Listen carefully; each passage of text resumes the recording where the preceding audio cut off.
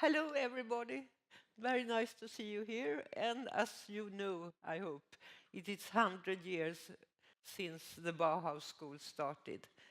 And it only lived for 14 years in three different addresses due to the political situation in Germany after World War I. And when the growing Nazi party didn't like the Bauhaus, they saw it as entartete Kunst, and an escalating goal for persecutions. The 1st July of 1933, the headmaster then, Ludwig Mies van der Rohe, locked the door and said, "We can't have this school anymore, so it's over." But the influences from Bauhaus has been world spread, you could say, and had, of course, had perhaps the biggest impact in modernism all over the world. The White City in Tel Aviv is one of the most impressive heritage in the world, and it is an honor that we today will get different perspectives from three architects who have profound knowledge about the history. It's Zvi Efrat, architect and historian, and in Bezalel, I'm now repeating what Lisa already said, but I'm going to repeat your names again. It will be Eran Neumann, professor in Tel Aviv University, and Sharon Golan-Yaron, program director of the White City. That is a new office that is going to open soon in Tel Aviv. But first, some comments about the birth of the Swedish modernism, so you can sort of have that in your back head when you hear these three lectures. This image is not from Stockholm, it is from Berlin. It is the tower that Erik Mendelssohn designed for Albert Einstein. You see the observatory on the roof, and it was built in 1920. Erik Mendelssohn then went to Palestine and has designed some buildings in Tel Aviv. I'm not going to talk about that more, but the next build. Oh, do I have it? No, excuse me. Here it is, thank you. No. Okay, here is the Bauhaus School in Dessa, designed by Walter Gropius, who was the first headmaster and was important. So he wrote the manifest, the program for the school, and he was very important even for us in Sweden, because he became some sort of mentor for the Stockholm exhibition 1930. Swedish architects met him 27 in the Weissenhof exhibition in Stuttgart. That, I think, was the real input for the Stockholm exhibition. The home exhibitions has been a tradition during the whole century, I mean, from around 1900 to 1930. It started with LNK in the Stockholm's Arbetarinstitut, 1899, and then the Swedish Society of Crafts and Industrial Design in the new century continued with this home exhibition. So there was a wish to make a home exhibition, and this idea was spread all over Europe. And here is what happened in 1930. And why I'm going to mention this, I will come back to that. It was on the north side of Djurgårdskanalen, and even on the other side. The head architect was Gunnar Asplund. Here is also. And the posters were made by Sigurd Leverens. And now I can connect it to Tel Aviv, because it came a delegation from Tel Aviv to the Stockholm exhibition and saw the exhibition. And in Tel Aviv, they had this so-called Levanten-fair. And in 1934, they had this building designed by Richard Kaufmann. I hope I'm right. And they even invited different countries to come and have their small exhibition within the fair, and Sweden came there And here it's hard for you to read, but it is about 40 big Swedish companies were showing up, and they were important, and they really were showing up to present Swedish modernism or Swedish functionalism. And I will end this presentation with this backlit phone that many of you knows, but I think that was the most modern product that was exported from Sweden during the 30s. It was designed 32 by a Norwegian sculptor, Jean Heiberg, for L.M. Ericsson. So now, please, I missed.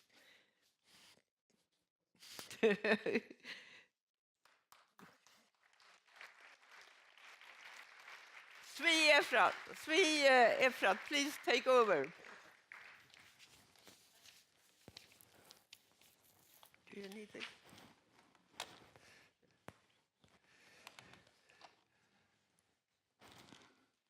Okay. Thank you very much. It's quite amazing to see this crowd. How come modern architecture is again so popular in Sweden? Or is it Tel Aviv? Both. Okay. So what I'm going to speak about is exactly the plague that you mentioned. Not how Bauhaus is plaguing management, how functionalism is plaguing management, but how modernism is plaguing Palestine at a certain historical moment, which is quite precisely around 1930. And this is quite phenomenal and not at all self-evident. At a certain moment of history, instantaneously, modernism, modern architecture, is the only option in Tel Aviv.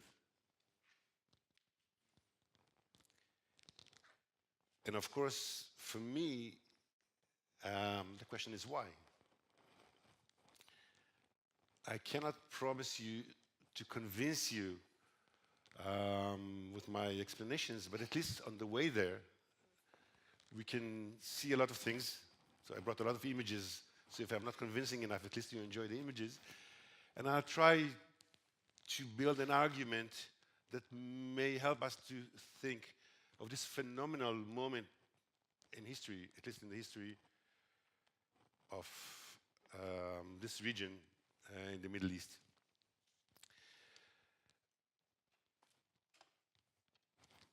We see here again an image of Kaufmann in the Levant Fair, and we see the flying camel, which could be, by the way, the first explanation, the image of the flying camel, this very local, slow-moving animal with wings. It has a lot to do with this moment in history. This is the symbol of the Levant Fair.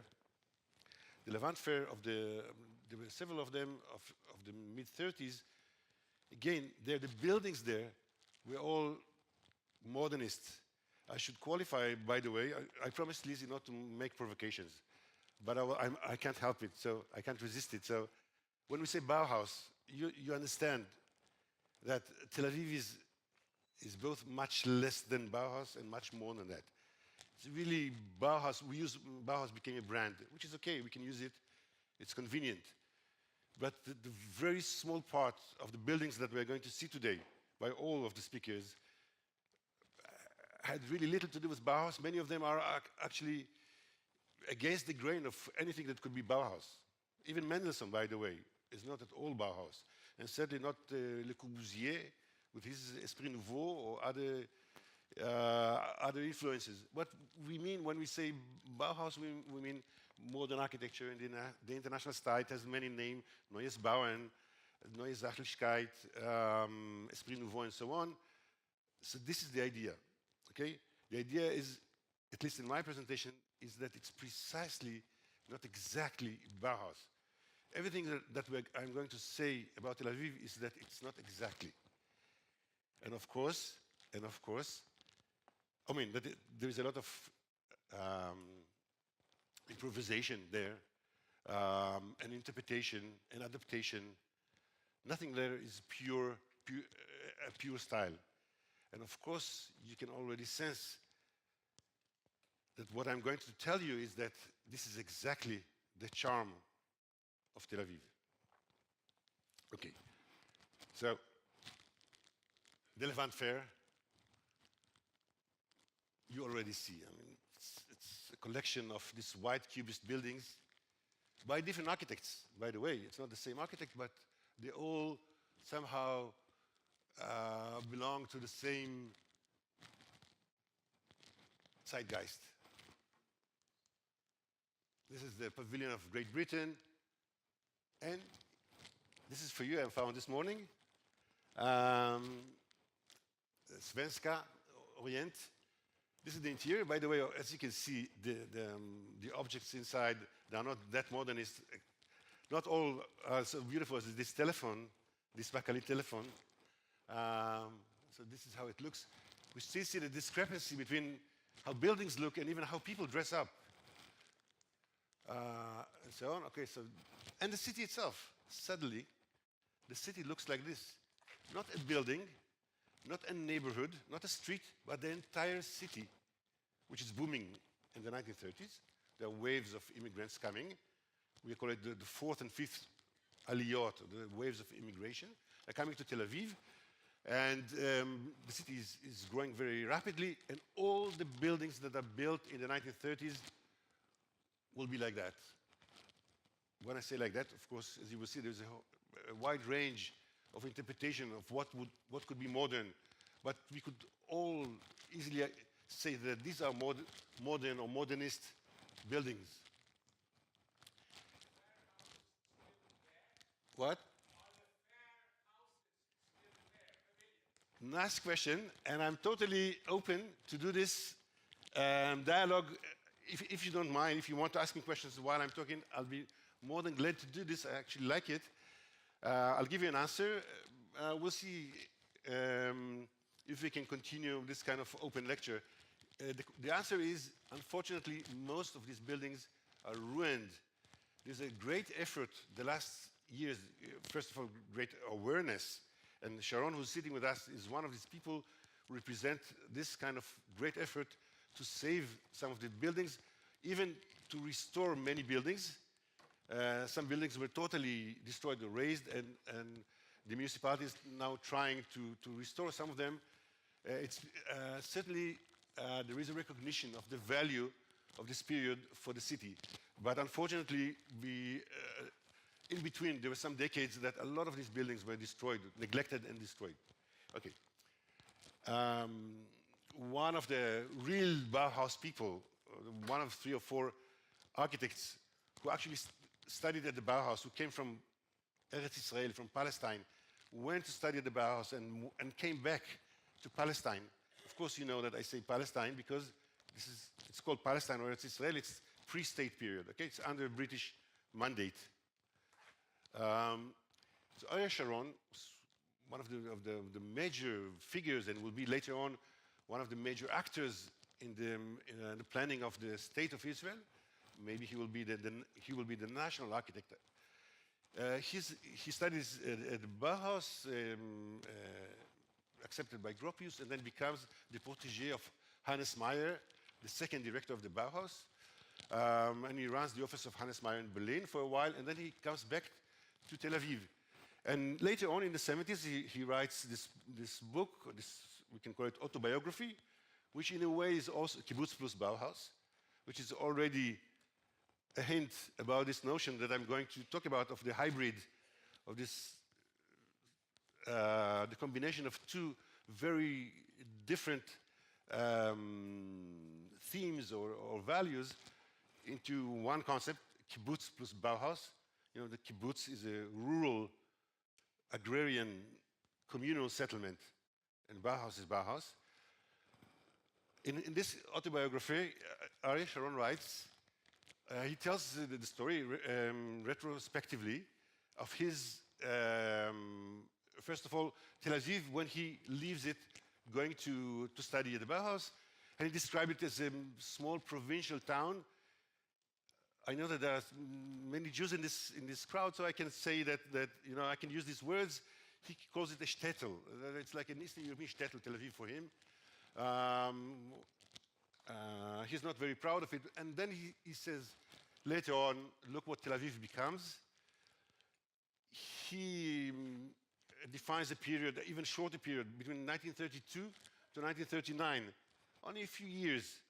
And now, look what happens. It's a miracle. Suddenly, in no time, Tel Aviv becomes a city, a town on pilotis. You know, we architects, when we say on pilotis, the meaning is quite clear. It's modernist. It could not be anything else. A town could not be on pilotis before that. Okay? Entire town is on pilotis. Of course, it's a hint to Le Corbusier's, maybe one of the most important of his 5 points, the building on pilotis. But that's a building, that's a house or a villa on pilotis. And here, an entire city on pilotis. Entire city becomes modernist all of a sudden. And this is how it looks, okay, in the 30s. You know this place, right? Some of you may know it. This is the Dizengoff Square. And we see that modernism is not only about buildings, but also it's about urban texture.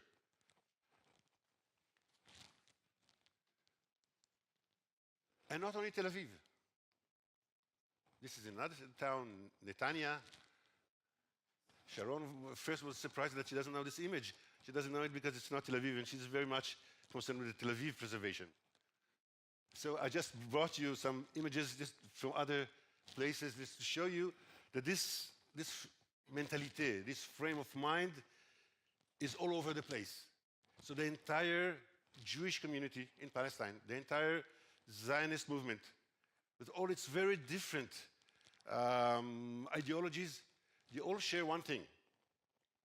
Maybe this is the common ground, modern architecture, okay, everywhere, with its different faces. This is in Haifa, a casino, Bat Galim, even a synagogue modernist in Bnei Brak. Oh, Ranana, sorry. But there's one also in Bnei Brak that looks like this. Or houses everywhere. This is, by the way, Ariel Sharon, also a house in Rehovot. So it could be, or in the rural, in villages or kibbutzim. This is in Dgania. Look how the language of modern architecture is used. This is a school for kids in a very hot climate of the Jordan Valley. This lightness and openness that modern architecture suddenly allows. But it's strange that this sort of highbrow, this culture arrives at the rural, to the villages, okay? Of course, you know that the villagers, okay, the rural people in this pre-state period, these are the social avant-garde or the political avant-garde of the Zionist movement. Okay. It's Kaufmann in the Halal. This was built, it's a beautiful building, also in ruins. This beautiful dining hall by Krakauer, another modernist architect, beautiful building, and so on. And it goes again from left to right. Okay. Architecture, certainly modern architecture, always moves between left to right. Okay? When I say left, I mean the socialist in the Jewish community in Palestine, sometimes even Marxist or communist, certainly representing the labor union, the workers' organization. This is in the Levant Fair, the image. This could be, again, in the rural or in suburban situations.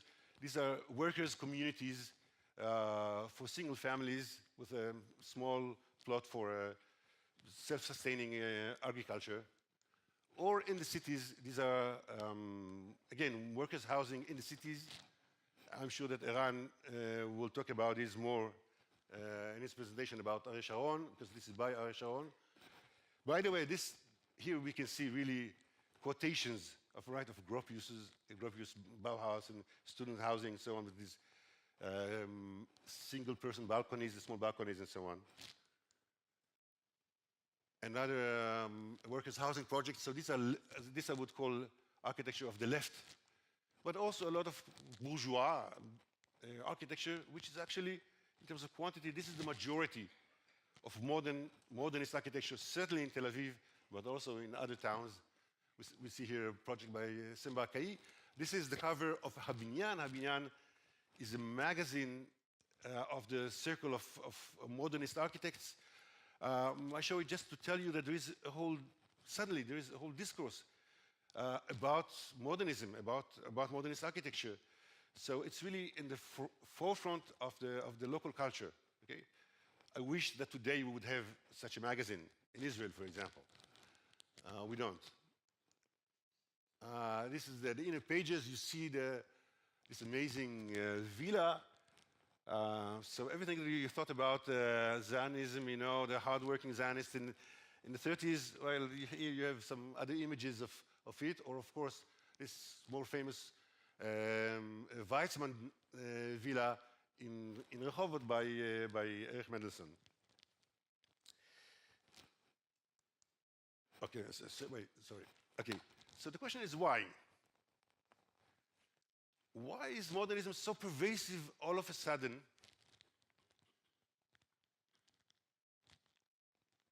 Across the different ideologies of the Zionist and Jewish communities in Palestine, to the degree, and please, if you want, you can argue with what I'm going to say now, but I will nevertheless say it, okay? To the degree that we don't see it anywhere else in any other country, in any other geography. Just I'm talking about the pervasiveness, the all-overness, the fact that modernism is the only option in the city and in the rural, in the left and the right, religious or secular. To this extent, we don't see it anywhere. So the question is why? There's several, of course, historians or theorists would give several explanations. One of them, you know, the most critical ones, of course, or the most kind of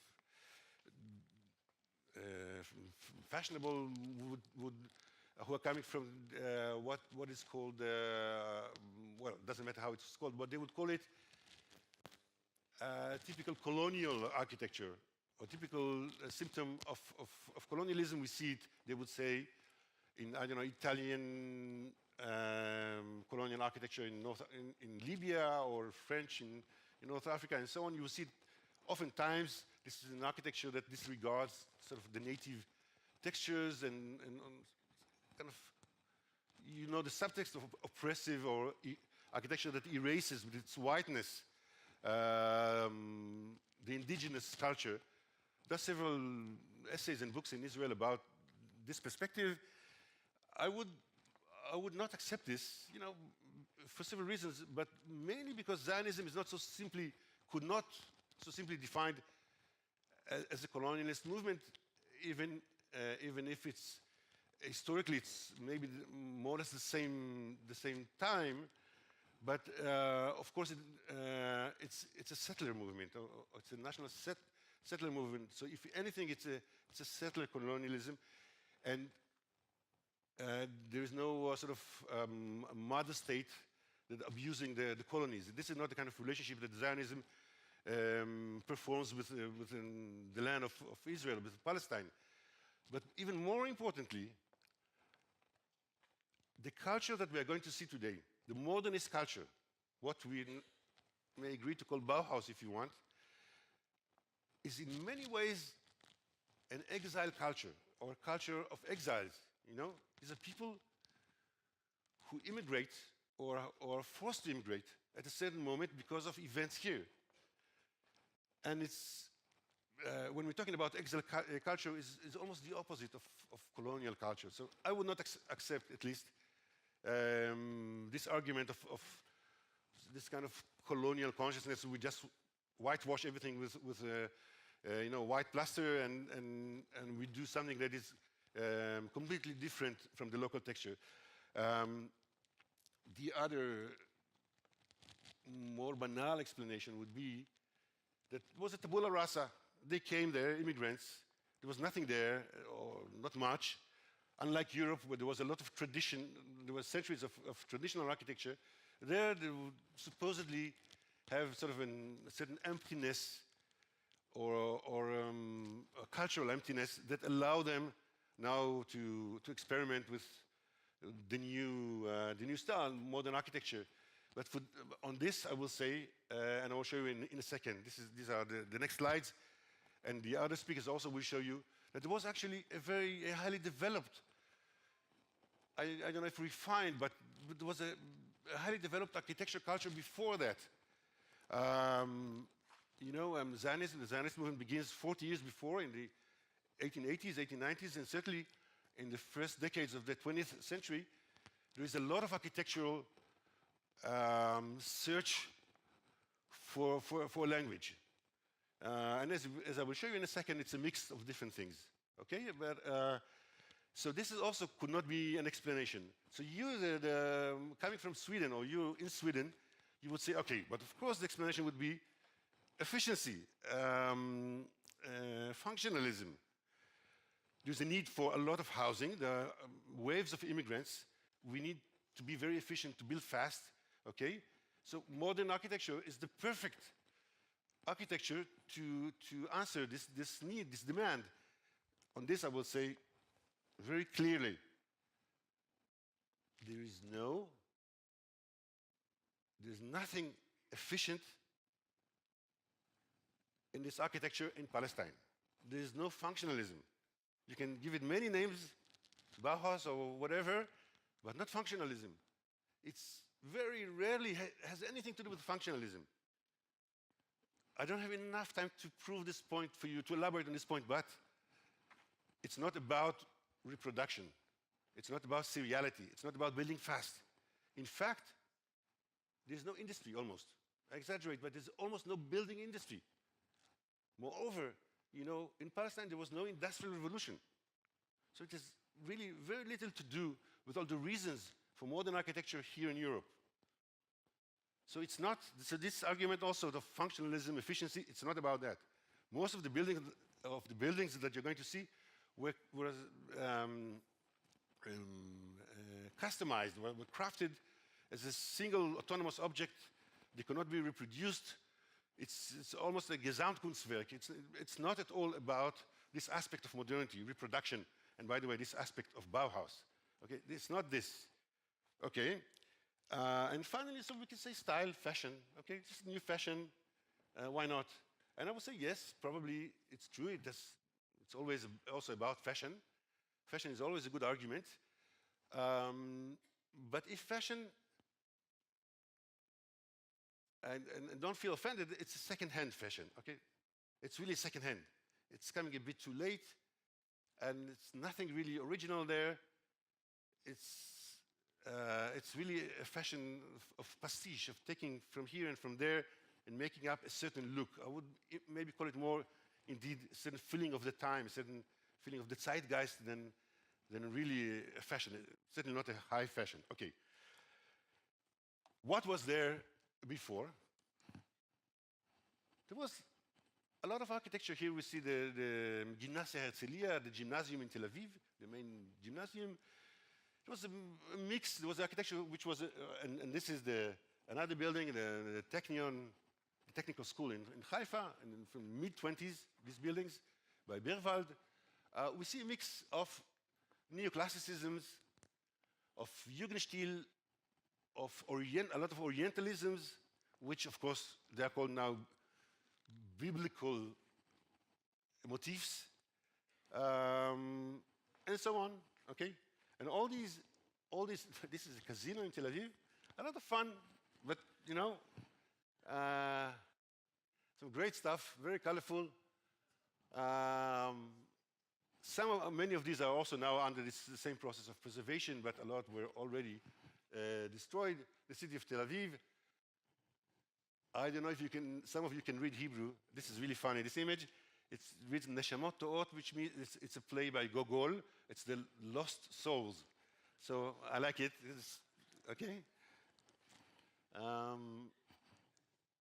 The great synagogue in Tel Aviv. It's really a strange collection of different things, and you can really see the search for, they call it actually, strangely enough, Jüdische Aufbau, or this is a search for Jewish or Hebrew language for architecture during this period. Okay, Rothschild Allenby. This is the city hall of Tel Aviv. This kind of wedding cake, but this is, but it works. Look how it works with the public. You know, it's fantastic actually. And suddenly this, okay? I mean, this could not happen. I mean, and this happens in, this is in no time. This is really, there's a moment, Ariel Sharon claims 1932, which by the way is an interesting year, because 1932 is also the year of the International Style Exhibition in New York at the Museum of Modern Art. So the term international style is invented, so it's always an interesting year for us, historians of architecture, 1932. This is what Ariel Sharon claims. Some would claim that it begins a bit before in 1930, but it doesn't matter. It's suddenly we see that all the buildings in Tel Aviv are like that. By the way, this is a very special building, Beit Hadar, because it has a different technology. It's actually a steel structure building, unlike all the other buildings in Tel Aviv. The only reason I mentioned it is because my point is that with this new style, this Bauhaus, if you want, okay, there is no change of technology or technique. Basically, the building techniques, well, there is some. I'm sure that Sharon knows that there's some, but it's basically the continuation of the 20s in many ways, with few exceptions. But we still have the same kind of buildings that we've seen during the 20s, okay? So it's not really about a technological new era. And we see a lot of these buildings, all the buildings in Tel Aviv will be like that. But it looks, you know, notice that it looks different from what you know from Europe or from Germany. And it's always this kind of strange buildings. Strange because they're really mixing different styles or express different influences on them, but they all share one thing, which is fantastic. They all share the need and the commitment to adapt what is European or Northern to the local conditions, and when I say conditions, I mean mainly to the climate. All of them. Why? Because they had no other choice. It was just impossible to live in these buildings if they were not well ventilated, if they were not well shaded. So these architects who sort of copy these buildings or these effects from different places, when they do that, they have to be very smart in the way they adapt it and reinterpret them. So in a sense, this modern language of architecture has to be reinvented in Palestine. There's no other choice. Remind you, these are passive buildings. Okay? There's no air conditioners yet. Okay? And in Palestine also there were no elevators. I saw that here there were some elevators in the 30s. In Palestine, this did not exist yet. So this is really very low-tech buildings, and they have to be passive buildings, which is fantastic, and it's very relevant, you know, to what we're looking for today in architecture, to go back and be more sensitive to the environment. And these architects must learn very carefully the local conditions and adapt. Otherwise, the buildings cannot survive. Okay, they cannot survive as architects. And suddenly you see much more plasticity than you would see in buildings in Europe. If flatness or flat surfaces were the trademark of the Bauhaus, if we think about the Bauhaus buildings, say by Gropius in Dessau, it's about these flat curtain walls. Here it's, of course, it's the opposite. It's about plasticity. It's about this protruding or recessed balconies. The horizontal windows become horizontal balconies. The raising of the building on pilotis is, again, it's an urban issue. It's about ventilating the entire city, the streets. The roof garden, which is also one of these points of Le Corbusier, becomes a real option, of course, if it's shaded, the roof pergola and so on. So all these elements now become the trademark of Tel Aviv. They are adapted in a way, of course, it's more Mediterranean in this sense, of southern, more Corbusian than Bauhaus. But we don't care, right? It's not important. We see these beautiful buildings. This building, by the way, was for years, we could not see it because it was not renovated. Just recently, it's called the Engel House by Rechter on Rothschild Avenue. It's a fantastic building that really exemplifies the Corbusian 5 points, but very well adapted to the local conditions. Oh, this one, fantastic works, but not great as objects, right? We will not see, and this is my point, we will not see a single building in Tel Aviv, if you come to visit. Don't be disappointed. We don't see any masterpiece. There's no Mies van der Rohe, no Gropius, no Le Corbusier in Tel Aviv. I would say, and I say it positively, so again, don't take it as an insult. The architects, the modernist architects in Tel Aviv, most of them are what we call minor architects or mediocre architects. Many of them, actually, by the way, many of them are not even architects, they're engineers and so on, okay, and builders. But they all share a certain spirit of the moment. And they all give a try to these things. Many of these architects, or some of these architects, were just a few years before doing this, what we call eclectic style, what you've seen before, the 20s, the teens and 20s, this mix of different Jugendstil and neoclassicism. The same architects suddenly are doing this. By the way, why?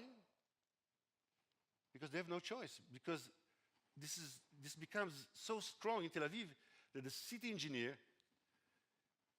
does not allow anything that is not modern or modernist.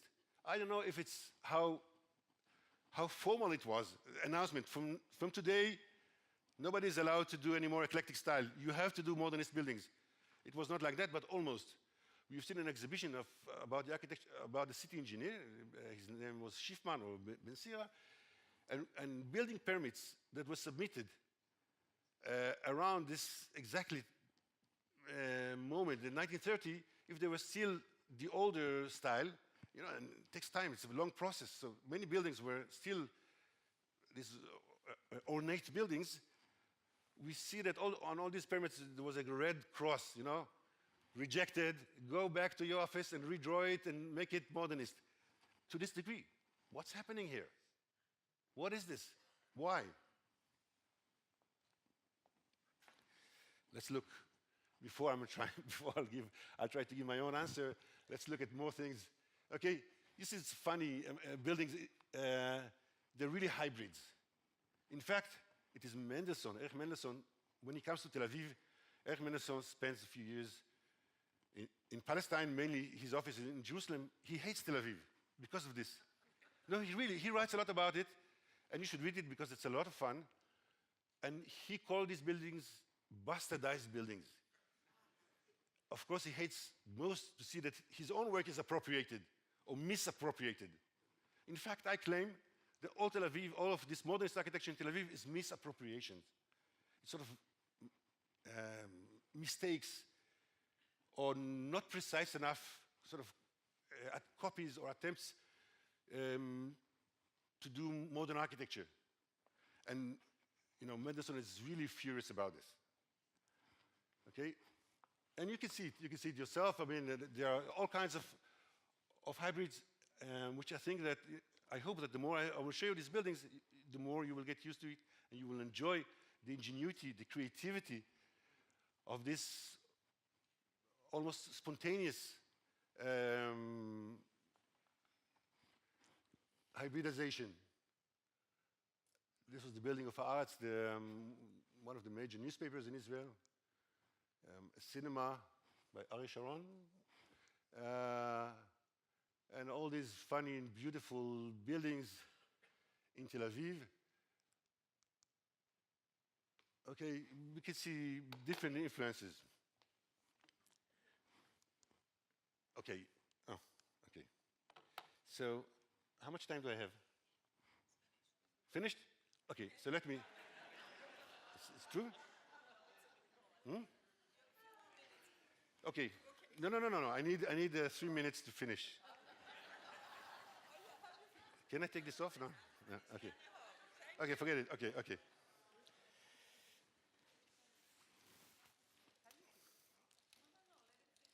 Okay, no, but I have to. Fine. I need to get Let it rid go of this. Bra. Ja, ja. Okay, I'll make it short. So, what is this phenomenal appropriation of modernisms whatsoever? I say modernisms always in plural, whatsoever. Of this new look. I call it, well, some people may call it vernacular modernism.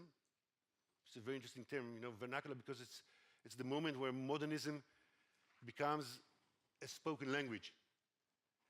It ceases to be just an architecture for architects, or an avant-garde, or a cultural phenomenon for the conoscenti, for those who have good taste. And it becomes a popular language, a spoken language. It is liked and demanded by the people themselves, which is something that didn't really happen in many other places at the time. That modern architecture, this simple, kind of rigorous, minimalist white cubes, will be popular, a popular language. This is special. And it's also liked and demanded and forced from above by the authorities, by the mayor, by the city engineers, and so on. And accepted by all the different architects, the older generation, the younger generation. Everybody accepts it. Everybody accepts it because it becomes, in my opinion, exactly this vernacular language. I call it Yiddish architecture. I think that modernism in Palestine, in Jewish Palestine, is Yiddish. It's exactly Yiddish. Does it need an explanation? It's exactly an appropriation of a language, of a European language, and its hybridization with a local language, Hebrew, or in this case, you know, some Oriental or Levantine conditions to create a language that is suspended between the diaspora and the local, between the formal and aestheticized language and the informal spoken language, open always to improvisation. Linguists call it Creole, you know, or Pidgin language. It's a sort of a Pidgin language, modernism. And again, I think that this is exactly why it's so interesting, because when we come to Tel Aviv, we see so many different versions. We can read them as this one language. We know that it's not a high language that took a lot of years to crystallize, that it's sort of an instant language. And this is why I think Tel Aviv is much more interesting and much more relevant than modernism that remains part of the avant-garde and not a public taste. At least one very interesting architect, scholar, writer, Julius Posner, who visits Tel Aviv in the 30s, and is also one of the editors of this Habinyan, this magazine that I showed you, even though I think he didn't speak Hebrew. And it's a very, very sharp, critical figure. And he wrote about Palestine and reported to several magazines, the Arkitektur d'aujourd'hui and others in Germany and in Switzerland. He has his comment, and I would like to end with this comment, just as a food for thought. Okay, he says that, well, at least he suggests, you have to read it between the lines of what he says, because everybody has to be careful with these images. I think we know what we're looking at, right? We're looking at the Stuttgart-Waisenhof-Siedlung, which is the showcase of modernism, right? 1926, 1928, Stuttgart. This project, this Bauausstellung, that Mies and Le Corbusier and Oud and others, all the heroes of modernism, joined forces, and everybody is building one piece in on this hill. And this image from 1940, entitled Araberdorf, is part, it's the most visual part, but it's only one small part of the Nazi propaganda or the Nazi attack against modern architecture.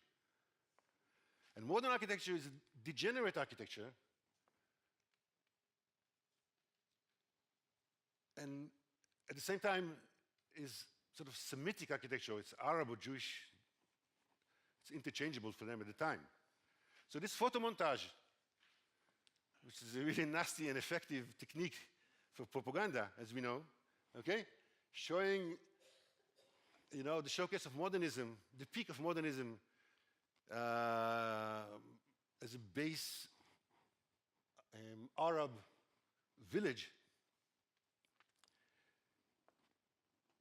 This is part of what is known for historians of architecture as the Dachkrieg, the war of roofs. And the way that they describe this architecture in one word, one German word, which is very powerful, is Dachlos architecture. Dachlos meaning roofless architecture. It's not architecture with flat roofs, okay? It's architecture without roof, meaning it has nothing to do with us. It's not about, it's a total misunderstanding. It's not about the pitched roof, it's not about the house, our notion of a house, which of course, it's not about the notion of Heimat, of homeland. So this architecture could only be associated with this, what they call the urban nomads being the Jews, okay? Those who do not have houses, okay? So the association of modern architecture, and there's a lot of text, Nazi text and then counter text and so on, describing modern architecture, modernism in general, as sort of a Jewish conspiracy or a Jewish phenomenon.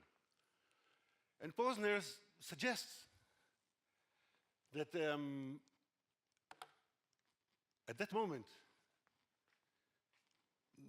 the Jews, the Jewish exiles, who were forced to move out of Europe due to this kind of reactionary ideology, are coming to the Levant and decide to, all of them, regardless of their location or ideology, to appropriate almost subconsciously this mark of Cain, this mark of shame, you know, being modern, as their own language, as this Jüdische Aufbau. Okay, I'll finish here.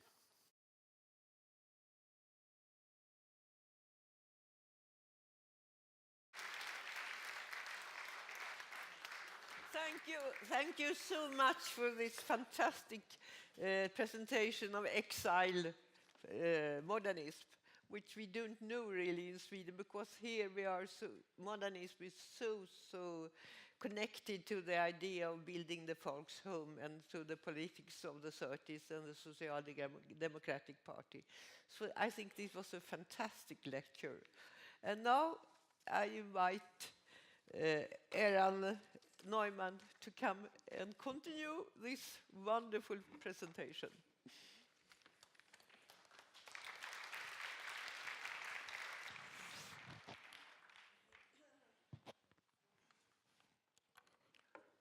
Does it work?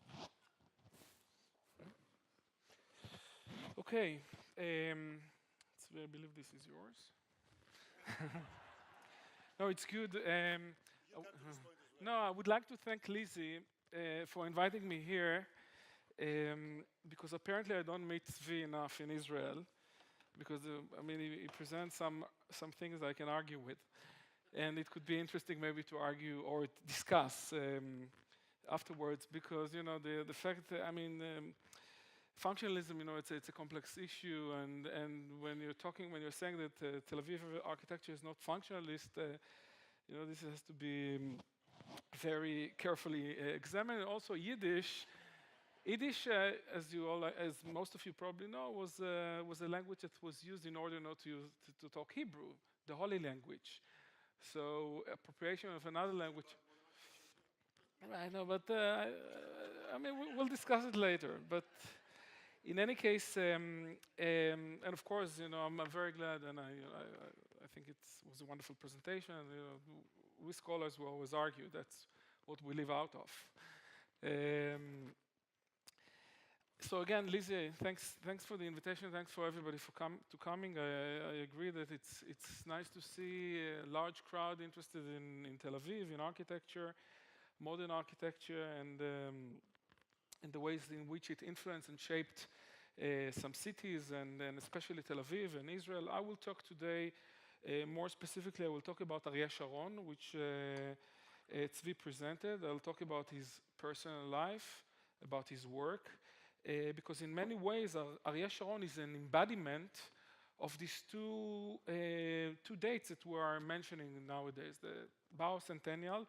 Sharon was a graduate of the Bauhaus, one of 7 Israeli architects who studied the Bauhaus. Not all of them are famous, not all of them built as much as Sharon and other architects, but he's one of 7 architects who studied at the Bauhaus, the first one who started studying at the Bauhaus.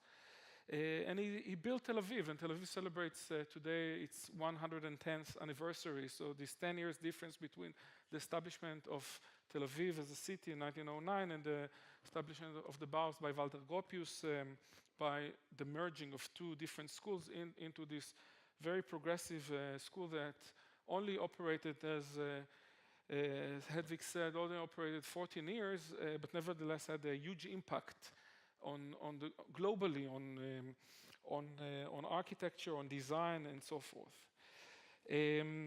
I'm talking, so this is Ariel Sharon. As you can see, he was born on May 1900 in Wroclaw, and in Yaroslav, sorry, but I'll elaborate on that a little bit later. And you can see some images of Bauhaus. As I said, the Walter Gropius, very famous building in Dessau. Sharon joins the Bauhaus. He starts studying at the Bauhaus in 1926 when the school moves from Weimar to Dessau. And then also this year, about 1927, actually, the architectural program is being launched, and Sharon is one of the first students who joined this program. By the way, not many students studied the Bauhaus and finished the Bauhaus. Nevertheless, only 140 students all in all departments. But still, it had a very big impact. And here is Sharon during his studies. So again, the Bauhaus and Tel Aviv.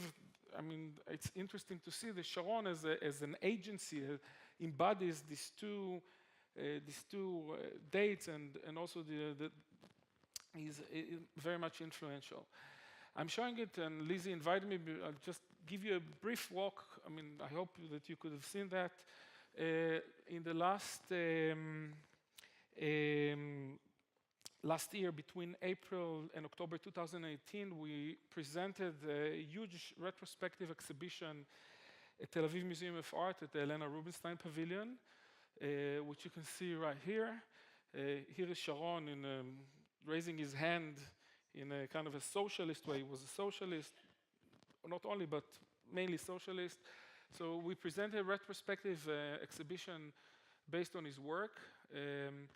This is the entrance to the exhibition, and this is the part which was dedicated to the Bauhaus. This is a part to Tel Aviv, the project in Tel Aviv in the 30s and the 40s. And I'll elaborate on that, on the project a little bit more later. This is the part dedicated to the plan of the kibbutzim in the 1940s. And this is the master plan for Israel, and I'll talk also about that. So you can see a little bit of the work of Sharon. I won't talk much about Sharon in the post-state establishment, but only on the first few years that he operated and designed and built in Palestine in Eretz Israel, the pre-state Palestine. So, and when I say we, just a few more words about that. As you said, I'm the director of the Israeli Architecture Archive, which is part of Tel Aviv Museum of Art. We have collections of many prominent architects, Israeli architects. One of them, Tzvi also mentioned, is Sam Barkai, which we have a small exhibition of his work. It's called Eclectic Modern, this dichotomy between the two styles and which style to build. We have now an exhibition of his work. Barkai had a wonderful hand. He drew beautiful. This is on the way from Palestine to Paris. He stopped in Venice and studied drawing in Venice, and then studied at the École Nationale des Arts Décoratifs in Paris, educating over the international style. And when he's coming back to Tel Aviv, he switches from the eclectic style and starts to build in the modern style. This is the Villa Lubin that Tzvi showed earlier. The cover of Abinyan, this journal, was on this. So this is a model of this villa. So the exhibition that we showed at the Elena Rubinstein Pavilion at Tel Aviv Museum of Art, we called it The Nation's Architect. Now, the question is, why do we call it The Nation's Architect? Why did we give Sharon a title, this title? So if you look around the world, you see every here and then, you see one architect, a single architect who becomes more prominent and builds the nation. We have several waves of creation of the nation state, which is, the nation state is kind of, it's a recent idea. It's only 200-300 years that we're thinking about the modern nation state. And we look at the second wave of nation states, not that one of the 19th century, but that of the 20th century, sometimes you see one architect, the prominent architect that becomes a leading architect, that usually it's a he, becomes the nation's architect. And we thought that Sharon could fit into this definition for two reasons. First, this is from the exhibition, the 600 projects that he designs along his career. Sharon worked from the early 1930s when he came back to Palestine until 1984 when he died in Paris, then brought to Tel Aviv and buried in Tel Aviv. So he designed 600 projects, which is enormous. It's a big amount for an architect. Not all realized. About 40% of, we assume that about 40% of Sharon's projects were realized. So this is one reason that we thought that Sharon can be considered as the nation's architect. But I think more importantly, Sharon was, between 1948 and 1953, he was working at the Prime Minister's office, at Ben-Gurion's office, and he designed with a group of architects, engineers, geographers, sociologists. He came up with the first master plan for Israel. And this is really rare to find an architect that designed a whole state. So we felt quite comfortable to give him this title. Before I continue and present you some project of his, I want to also elaborate and give you, the main idea of what I'm claiming here today. Because it's also, as Tzvi said, there was a turning point, a shift in Israel, or more specifically in Tel Aviv, between the two styles, between what was a considered eclectic style and the modern style. I mean, it happened also officially, but let me elaborate a little bit on what Tzvi said.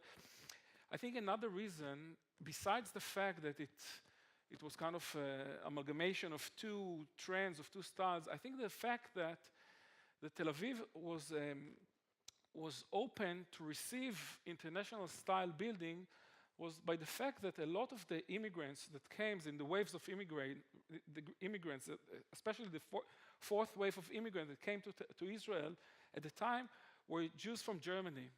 So they came with a lot of money to Israel, and they were already exposed to ideas of international styles, to modern architecture, and therefore they were much more open to accept and to accept this new style and commission these styles from the architects. And of course, the architects that had to make a living they provided services in this respect.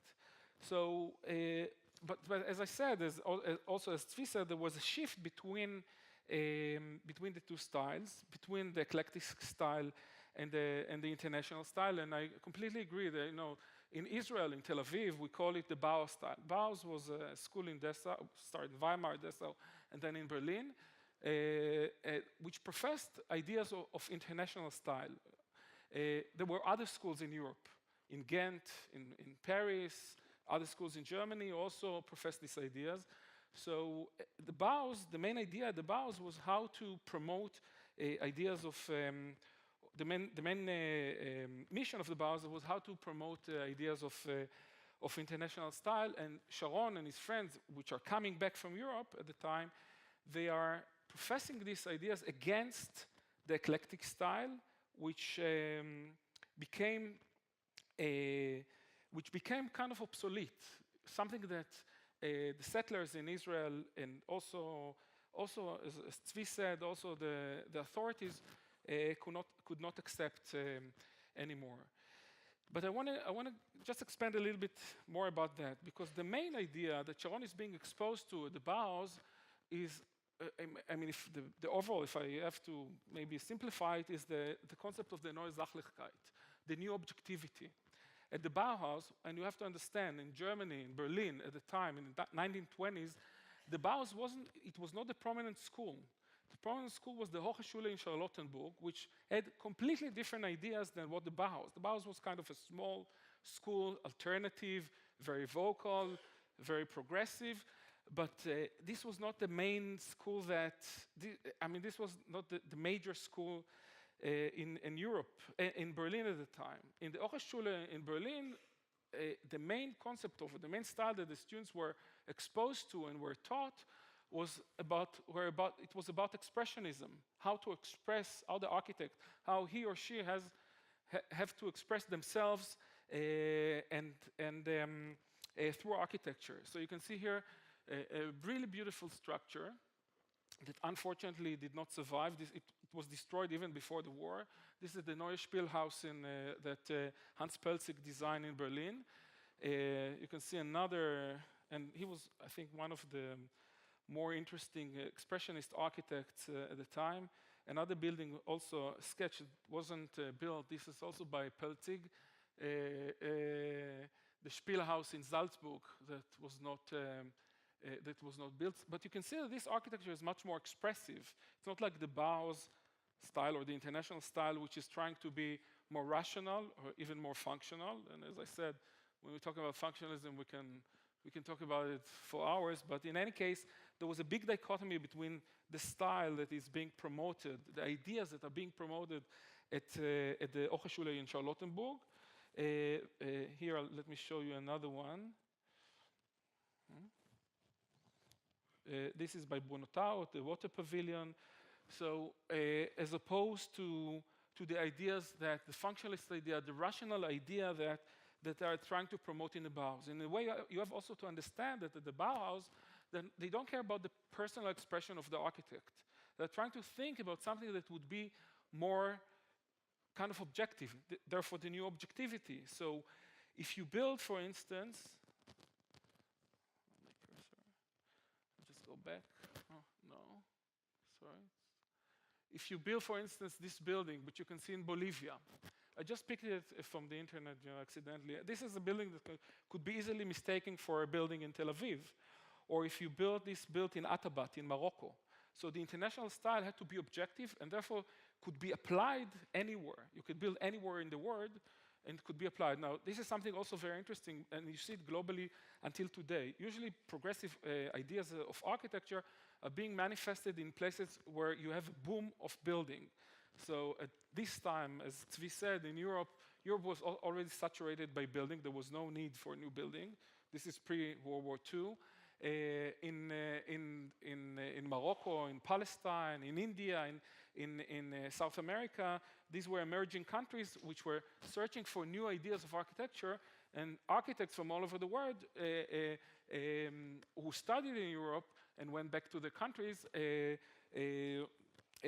expressed or built specifically in this style.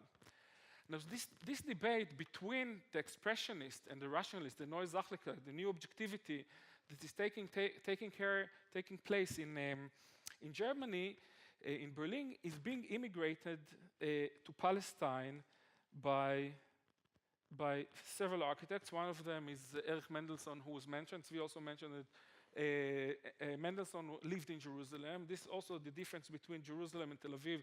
Jerusalem was Mendelssohn based himself in Jerusalem, built in more expressionist style, but there is sometimes some kind of confusion between the expressionist style, the eclectic style in Palestine, which was more vernacular Arab style, and neoclassicism that you can see also in this is another image of the Tel Aviv municipality, which has some neoclassical features. So the architects in Israel at the time, or as you can see here, this is the Bialik House. Bialik is the national poet of Israel. It's built in what we would call a vernacular Arab. So Sharon and his group, when they're coming to Palestine, they're objecting these styles, this incoherent style that mixes neoclassicism, sometimes eclectic vernacular Arab style and other styles, and they are trying to understand and form something that would be completely new. There's also a political reason for that, because when you are coming to a place where there is a fight over the territory, and we are fighting, the Jewish are fighting with the Arabs over the territory, you want to distinguish yourself from the ways in which they are expressing themselves. And therefore, it was easy for the Zionist movement to adapt to a different style, which wasn't pure. I mean, it was never pure, to adapt to a new style and try to create something that would be completely new. Now, this option of eclecticism, of eclectic architecture, was completely rejected, because I think also the architects who went abroad to study, they went to Europe. They didn't go anywhere else. And so they brought European ideas to Palestine. Also, you have to remember that the concept of national revival in a nation state it's also a European idea. So everything came together. The concept of national revival, national style, that is based on something which is more universal and not expressionist, but something that could fit in many places.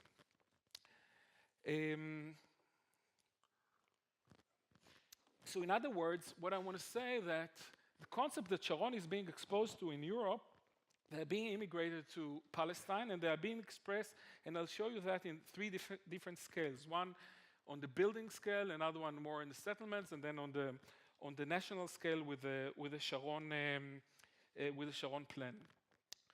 Sharon, as I said, was born in 1900, on May 1900, in Yaroslav, in Poland. And it's very important to understand his birthplace, because this is also the birthplace of Hashomer HaTzair, which was a socialist Zionist movement. And if you were brought up in Yaroslav, in Poland at the time, you didn't have any other choice but to become a member of this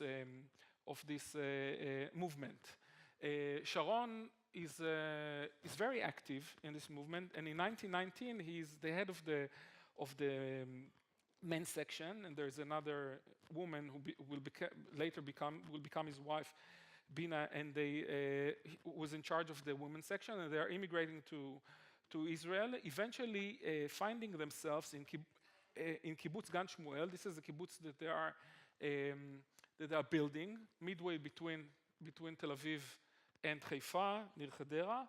And Sharon, who studied architecture in high school, architecture and engineering, is becoming one of the people responsible on erecting and designing and building the structures in Kibbutz Gan Shmuel. You can see here the gate to the kibbutz, and here is the certificate from his high school diploma that shows this is before he changed his name to Aryeh Sharon. He was then still Ludwig Kurzmann, because when you came to Israel, you had to Hebraize, make yourself your name Hebrew. So this is before he changes his name.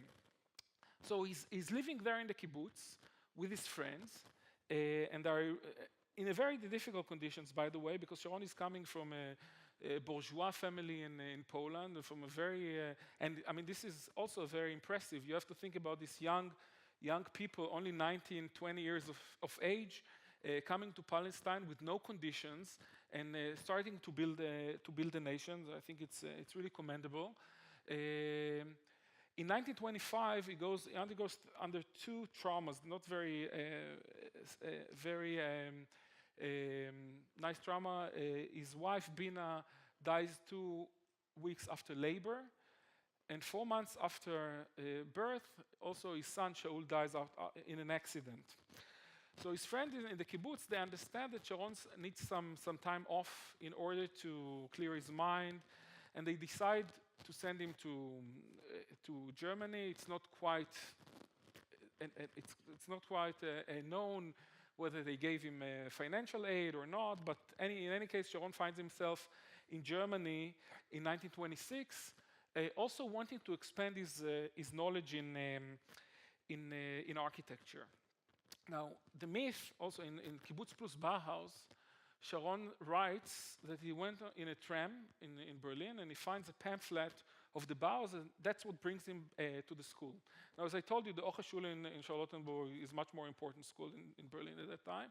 Nevertheless, Sharon decides to go and study the Bauhaus, which I think also fits his character, because Sharon, besides being a pioneer and a socialist, he was very much a rationalist and pragmatist person, and the pragmatism that was projected in the Bauhaus really suited his character. When he goes to the Bauhaus, Walter Gropius, the director, the founder of the school, interviews him, and Sharon tries to get exempt from the focus, from the 2 first years at the Bauhaus, in which everybody, doesn't matter what discipline, design discipline or architecture that you're coming from, everybody is studying together, and are in order. What Gropius is trying to do in these first 2 years is trying to have the student get rid of their old notions of design, because most of them were brought up in Europe, exposed to classic architecture, and Gropius wants them to think not in neoclassical terms, this is the Hochschule in Berlin, but rather to think more in a rational way. Sharon tries to get out of these 2 years. He doesn't succeed. Gropius forces him to do that. Eventually, he thanks him. And in these 2 years, Sharon studies under the supervision of Paul Klee, Wassily Kandinsky, Josef Albers, and many other architects. Jo Schmidt, who was a topographer, and he's doing all kind of small exercises that you can see here. For instance, let's see how this. For here, you can see this is an exercise to try to understand how to make a transition from yellow to blue in a gradient way. So you can see it starts yellow and then goes all the way without marking the transitioning point. So this is one exercise that he's doing with Paul Klee. Another one is how to morph from a circle to a triangle through square, and also using some kind of morphing techniques with color, creating some gradient. He's doing some other exercises. I won't talk about all of them. So, but this is also a transition, a geometrical transition from one form to another form. And I think what's interesting is also his exercises on the transition from two-dimensional cut into three-dimensional object, which he's doing in the class of Joseph Albers. By the way, these exercises, just go back, were features on a cover of one of the magazines of one of the big exhibitions on the Bauhaus years later. And Sharon is also studying typography with Jo Schmidt, who was Very bad Freudian slip there, Ariel Sharon. Oh, okay. Oops. It's not Ariel Sharon. No, actually, it's my assistant, but yeah, all right. Yeah, this when we had the exhibition and people didn't know of Ariel Sharon, people who are not interested in Ariel Sharon, we said, well, this is an exhibition about Ariel Sharon. It's interesting, but how does is connected to architecture? I guess he's connected also to architecture. He knows something about territory, Ariel Sharon. Yes, this is, but it's not me. It's one of my assistants. I have to, I have to fire him. Yes.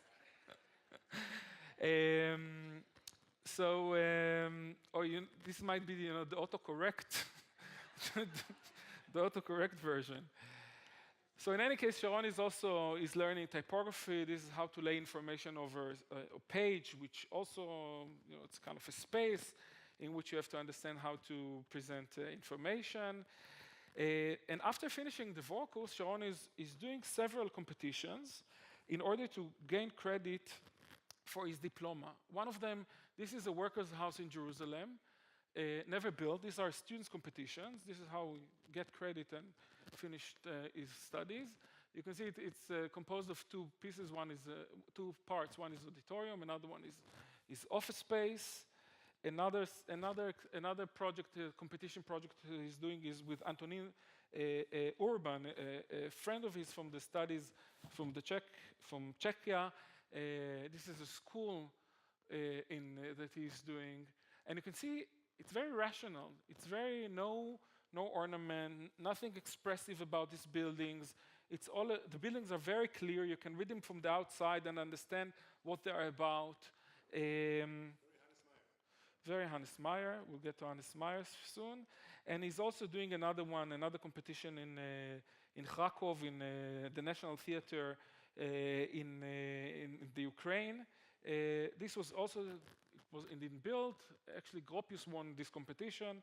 Sharon was competing against one of his teachers, but this is the way that he gets the credit. By the way, talking about functionality, Sharon had many diagrams, many acoustic diagrams in his projects, but also climatic diagrams to understand how the buildings are functioning, to understand that they can eventually they will be able to function and accommodate the people that need to live there. As I said, in 1929, he finishes the school and gets the 6th diploma in the, you can see right here, the 6th diploma in the architecture program. And the one that signs this diploma is Hannes Meyer. Hannes Meyer succeeds Gropius as the director of the school, and then in 1929 invites Sharon to work in his office. You can see here Hannes Meyer. Hannes Meyer was hardcore communist. Invites Sharon. He likes Sharon because his kibbutz background, because the fact that Sharon comes from a socialist background, and he invites him to be part of the office. And Sharon is working on the Word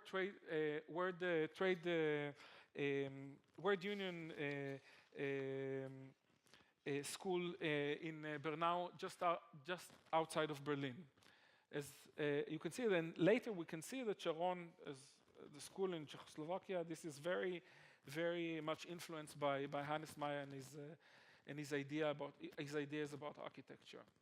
Another important thing about Sharon at the time, and you think that the French President Macron invented this idea, he didn't. Sharon picks up on one of his teachers. This is Gunther Stelzel. She's only 5 years older than him, not 25. But they become a couple. She was a student at the Bauhaus, and you can see here, initially she was a student, and then she became the only female Meister at the Bauhaus, developing the weaving department. She has wonderful work that is being on display at the Centre Pompidou and the Museum of Modern Art in New York. And out of this relationship, Yael is born on the left in 1921.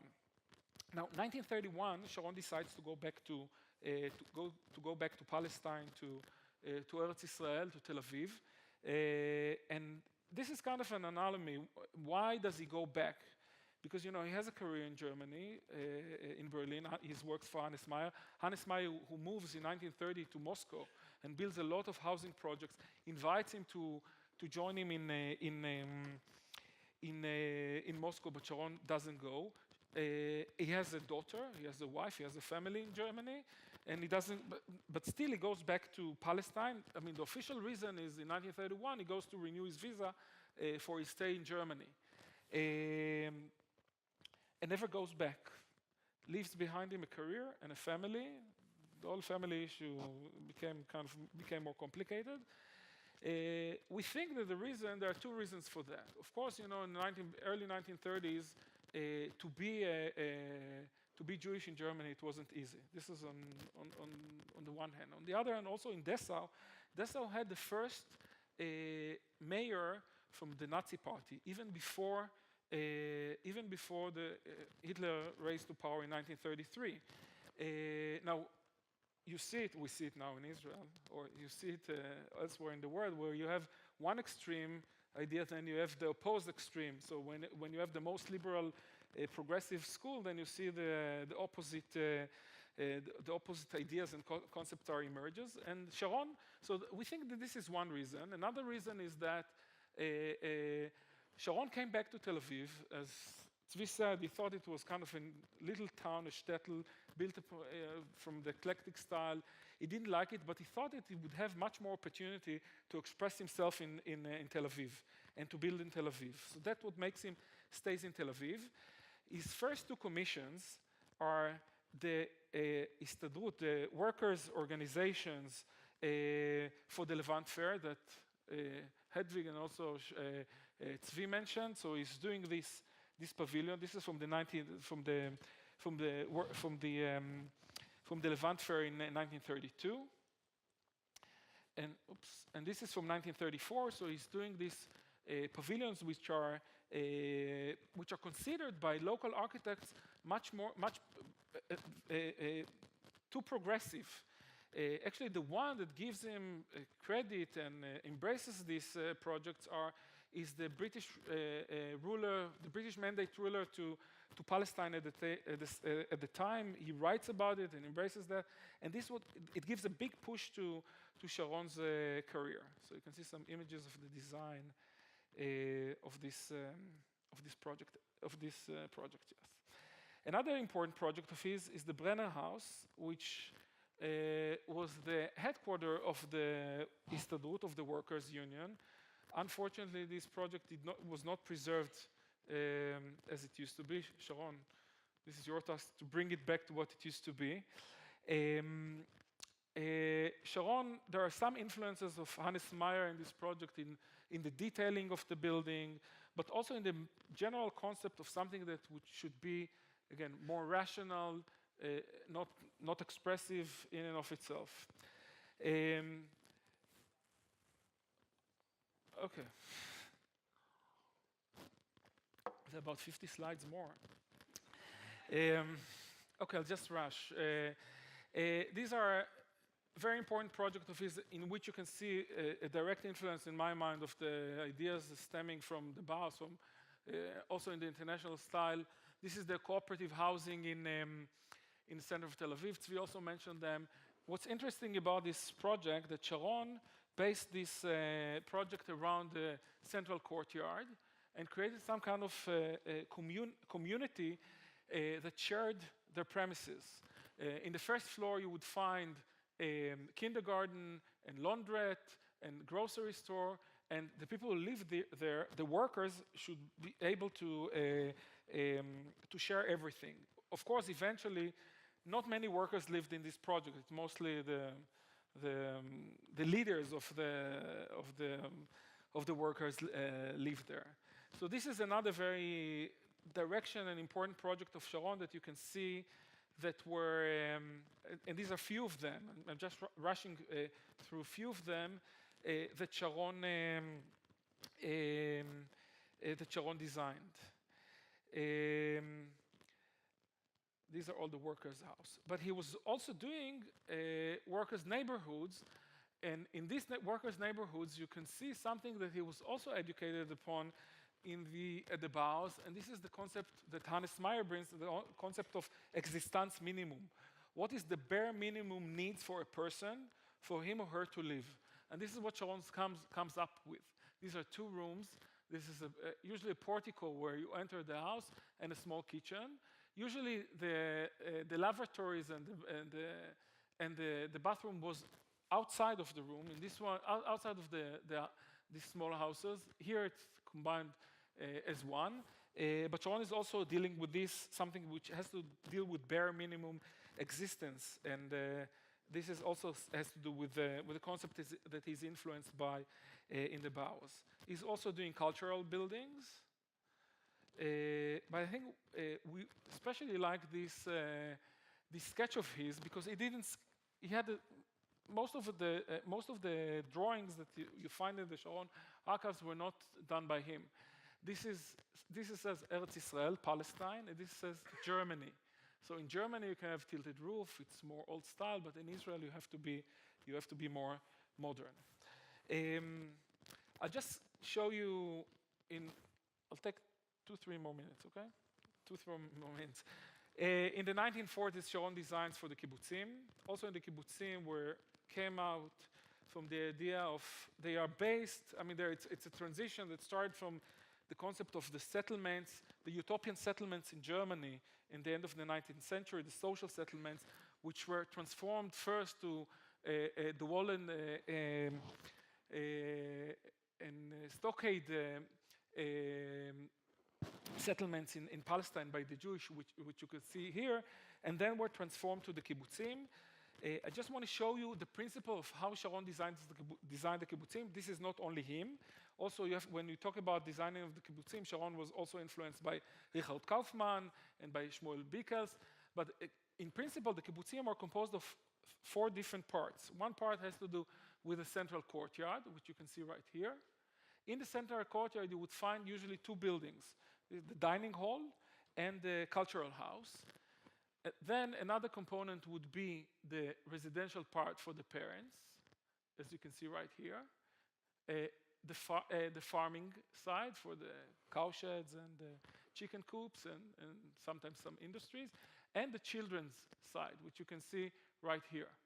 So Sharon comes up with this idea, which also has to do, he thinks, when you look at the design of the kibbutzim, it's also, when you analyze it eventually, you'll have to take my words on that, it also has to do with some kind of rational, functional idea.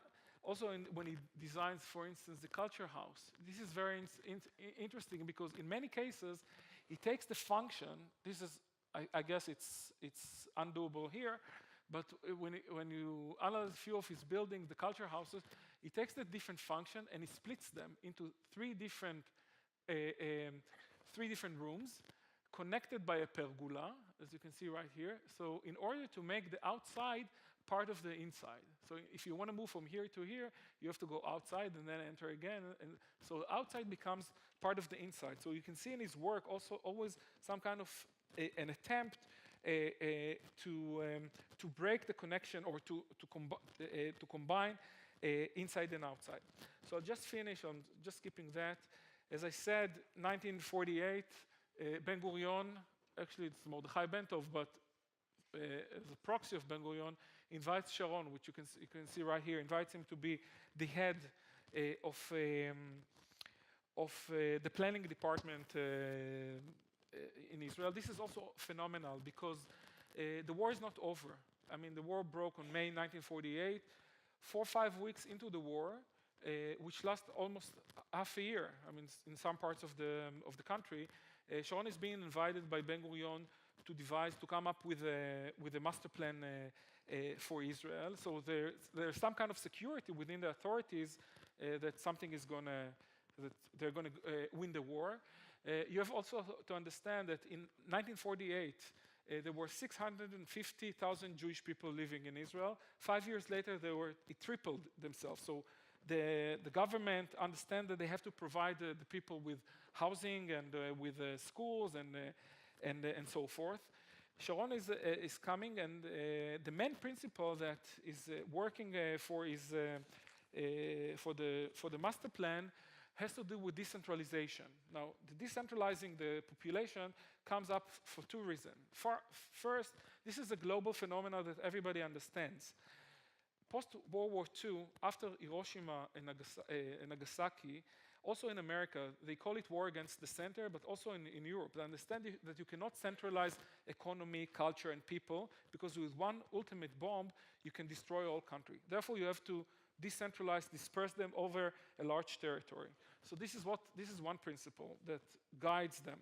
Another principle has to do with the fact that, of course, we are fighting over a territory with the Arab settlers, with Arab people who lives in this place. So you want to make presence all over the country, and so it also becomes a kind of a political machine for Sharon. They divide the country into 24 different regions. They come up with the parks, with the national parks, and also with the industry, and so on and so forth, and also with the water distribution all over the country. So just to conclude, and I want to get also to the outcomes of these settlers, but we'll leave it aside. Just for the conclusion, as you can see, there are some ideas that Sharon is being exposed to at the Bauhaus. No, some of them are immigrating and being transformed and being translated into local architecture, into local regional planning. Not directly, it's never direct. I mean, always when you move an idea with a migration of ideas globally, they always meet locality and they get some local manifestations.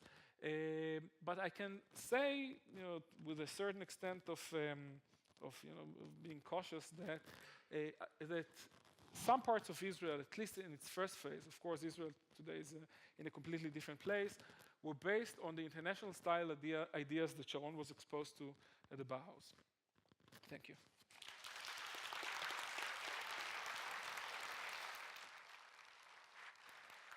Thank you. Eran Neumann, thank you so much for this very interesting presentation of Sharon and learning about the nation's architect. We can think about, did we have nation's architects in the 30s?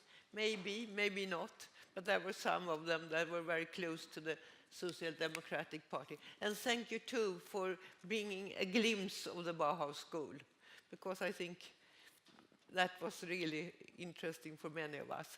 Now, next Sharon, for now, Sharon Golan-Yaron is coming to present for us the new program for the new White City office that is going to be opened in Tel Aviv, where we all will go next time you go to Tel Aviv and get better information. So please come, Sharon.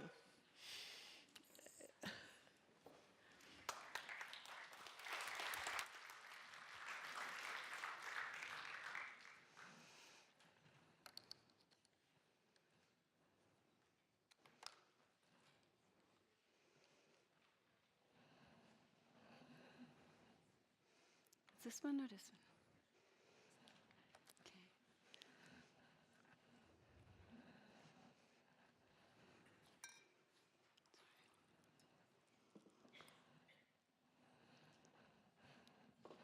So thank you very much, Tzvi and Eran, for elaborating so wonderfully about the style in Tel Aviv.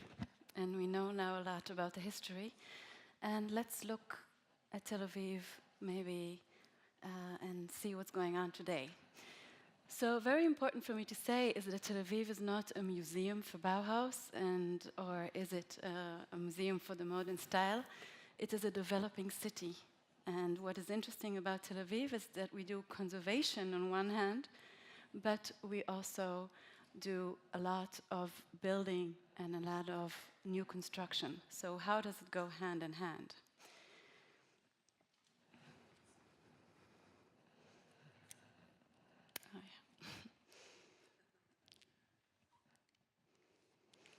Thank you. So this is actually an image from a so-called Bauhaus building towards the outside. So you can see the typical Bauhaus balcony, and you see that the city is already surrounded by high-rises, and they're also already neighboring to cranes. So the city is really booming with development. A forest of cranes, literally. And if we look about, we see the White City, it's really also in the heart of Tel Aviv. So it's not just in the outskirts, like in the Bauhaus, for example, or in Berlin, or even here, what we saw today. It's really the center of the metropolis of Tel Aviv. It's about 10 hectares, and you can also see all those blue dots are listed buildings of the international style. So it's interesting to see Tel Aviv really as a historic urban landscape rather than icons of that modern style. It's really the fabric that makes the city so unique. Excuse me? The red ones, yeah, we'll talk about it later. It's the eclectic style, yeah. So, a secret, yeah. Unfortunately, if you visit Tel Aviv today, you see that a lot of those buildings are in a very poor state. They're deteriorated. And some of the people who really don't understand or have seen Bauhaus modernistic buildings before, they don't really understand what's all the fuss about. I mean, those buildings, how they look today, is something that you have to acquire your taste to. So there's around 4,000 buildings of the modern movement in Tel Aviv, so it's really a very big mass. And they're distributed in the heart of the center, but also towards the south and Jaffa, and even the north. But I do want to go a step backwards and even start before Tzvi and Eran. This is the first map I know of Tel Aviv, correct me if I'm wrong. And you see here probably the most historic or the oldest harbor town in the world, Jaffa, which was the way to build the temple in Jerusalem. And you can also see, of course, the seashore and the pretty virgin land here, and a nice and interesting settlement, which is in the shape of a cross.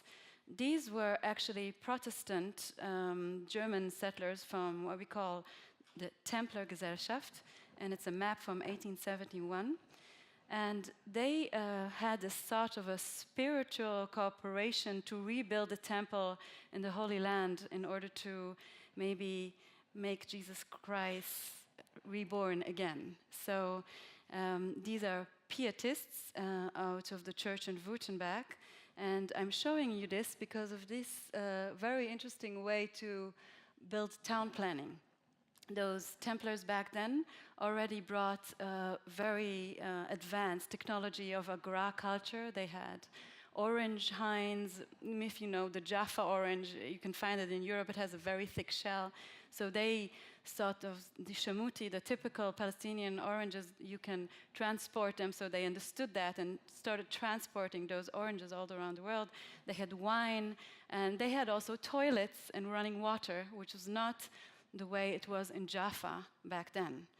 So the first settlement outside the walls of Jaffa in 1908 actually kind of imitated this cross-shaped settlement. But now the heart of the settlement is not the church or a temple, it's the gymnasium. So education was the foremost important thing in the yeshuv that days, and because of this gymnasium that Tzvi showed us a beautiful picture of before, there were also people starting to come to Tel Aviv in order to educate their children. So this is, of course, the eclectic style. It has been talked a lot before, so I won't go over it again, but you can see some of those examples. Interesting to see how it looks today, no? Very colorful, almost unreal, but those eclectic buildings were,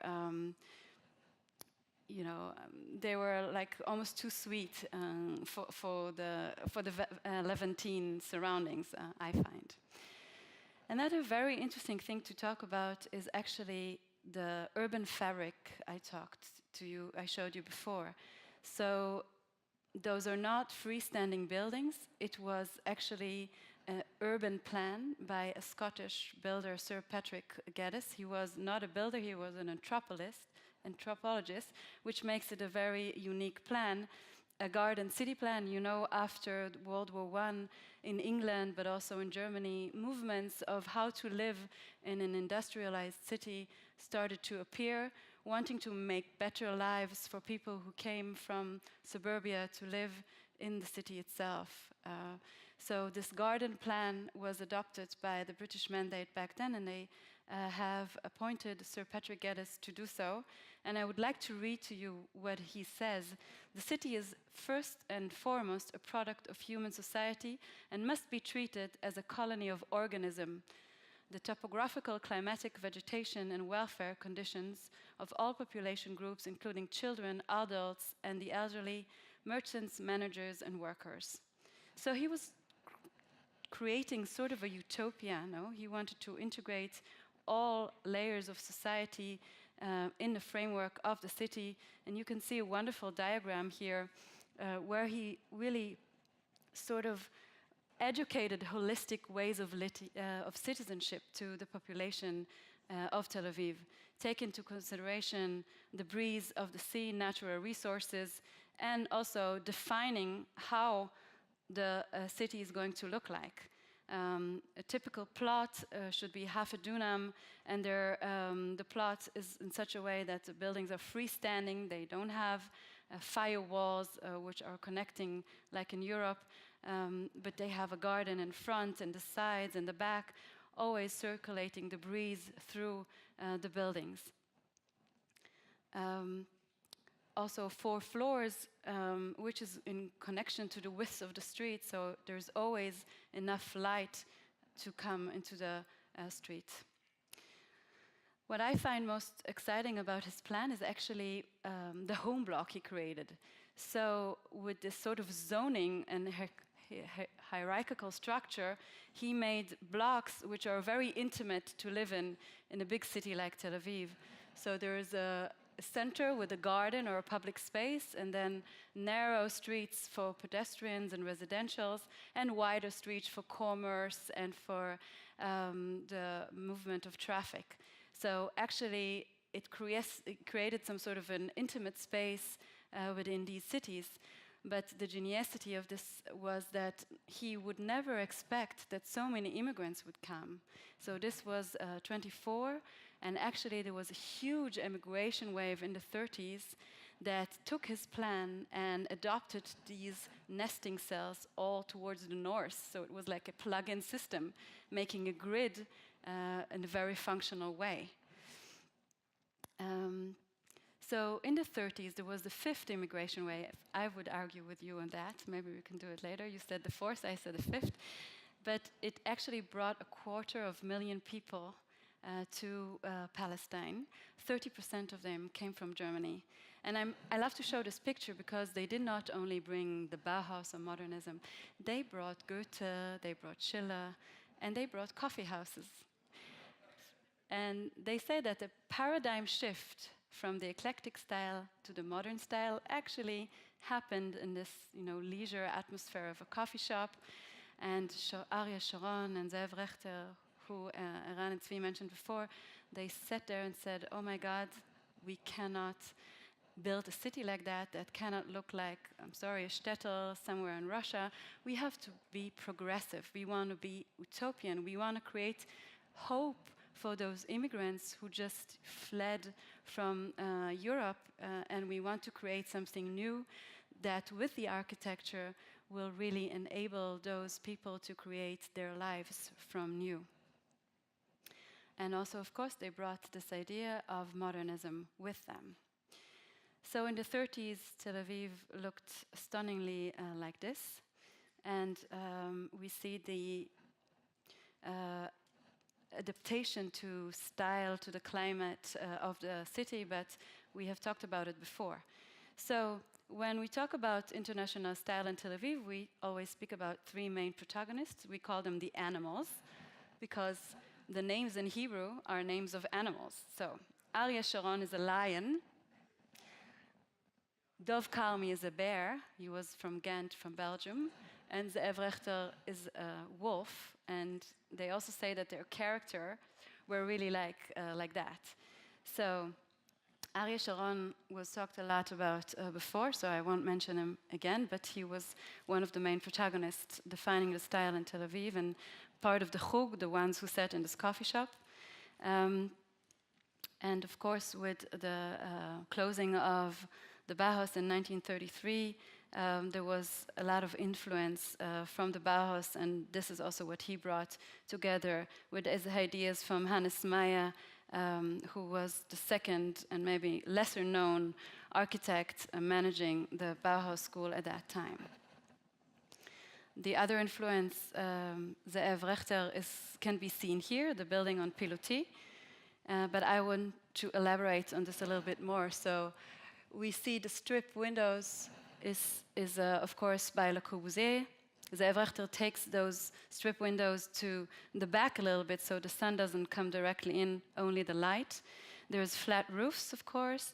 Then we have the building on Pilotis, which we saw in the settlement here as well, but it doesn't make as much sense as it does in Palestine. So the settlement here is called, how is it called? The settlement, a modern settlement in Stockholm. You say it.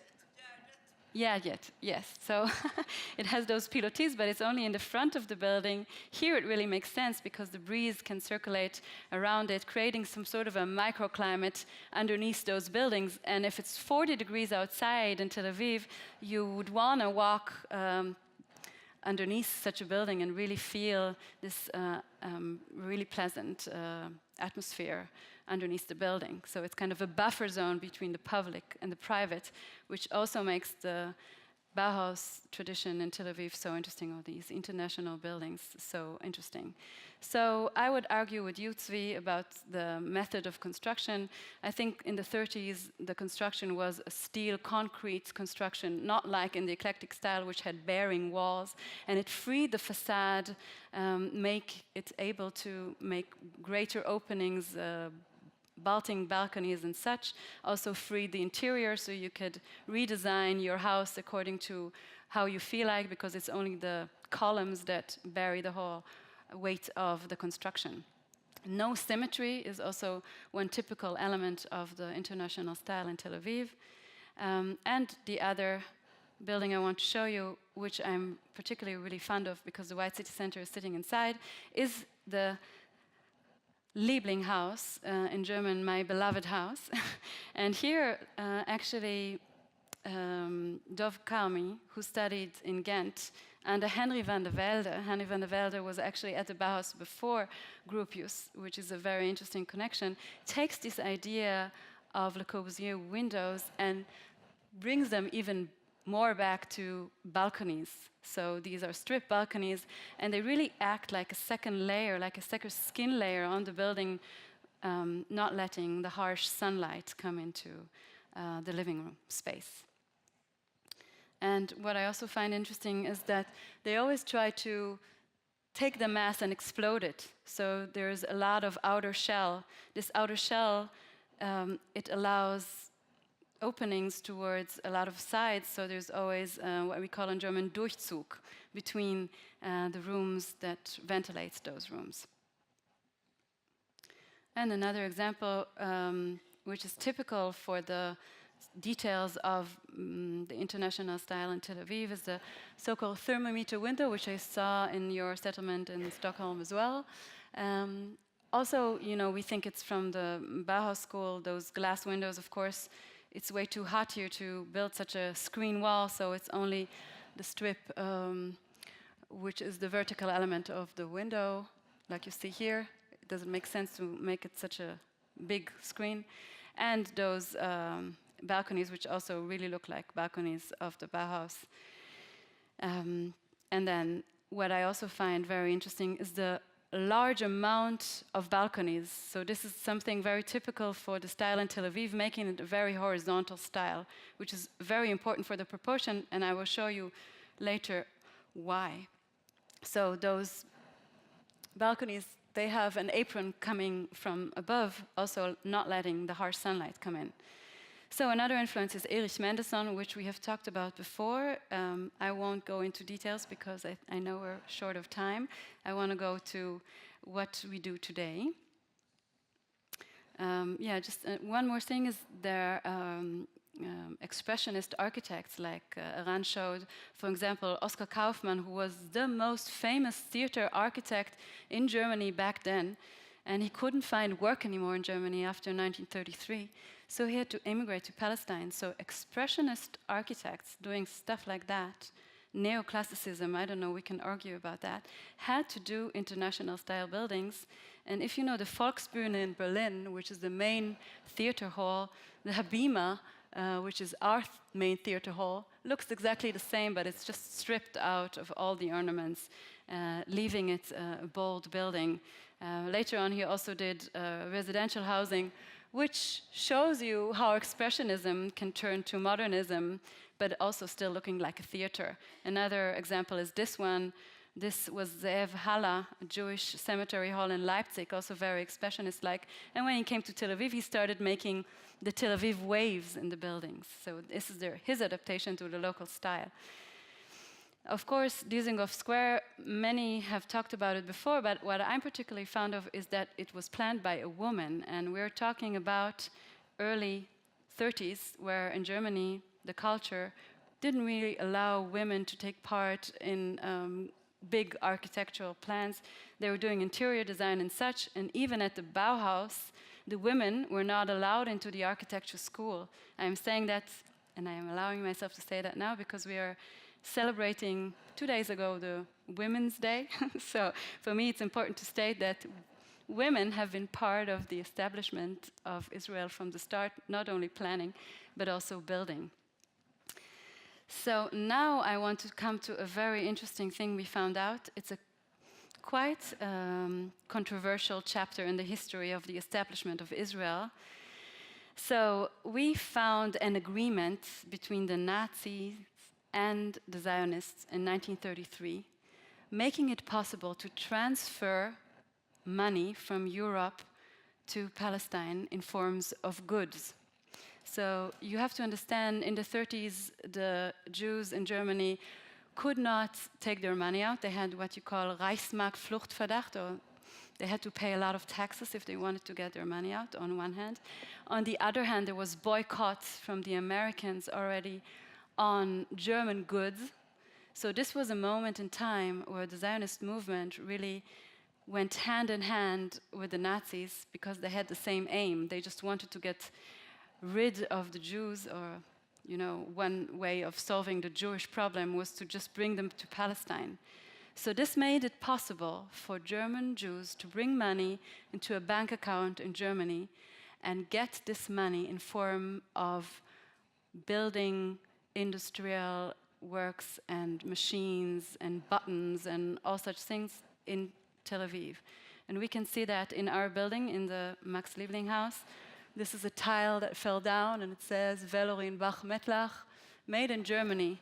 And we started researching that, and we found lists and lists of articles from concrete to steel, windows, etc., etc.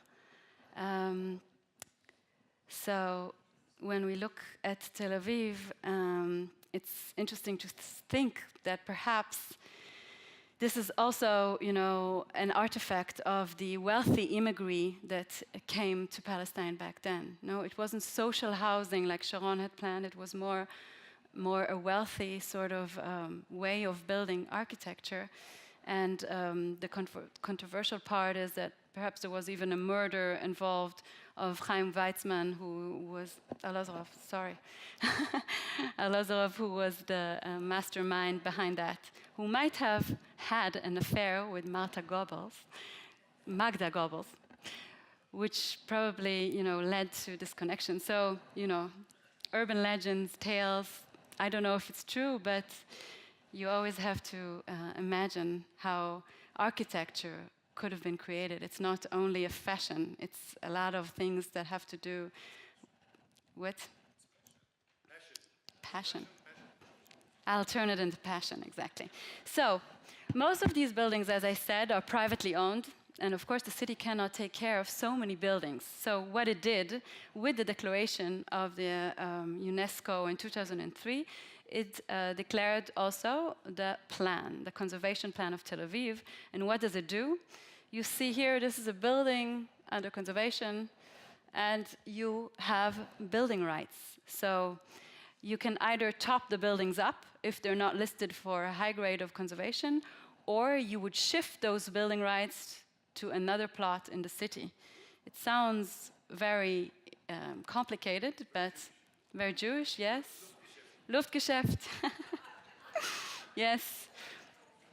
We'll see how this Luftgeschäft actually looks on top of a solid building.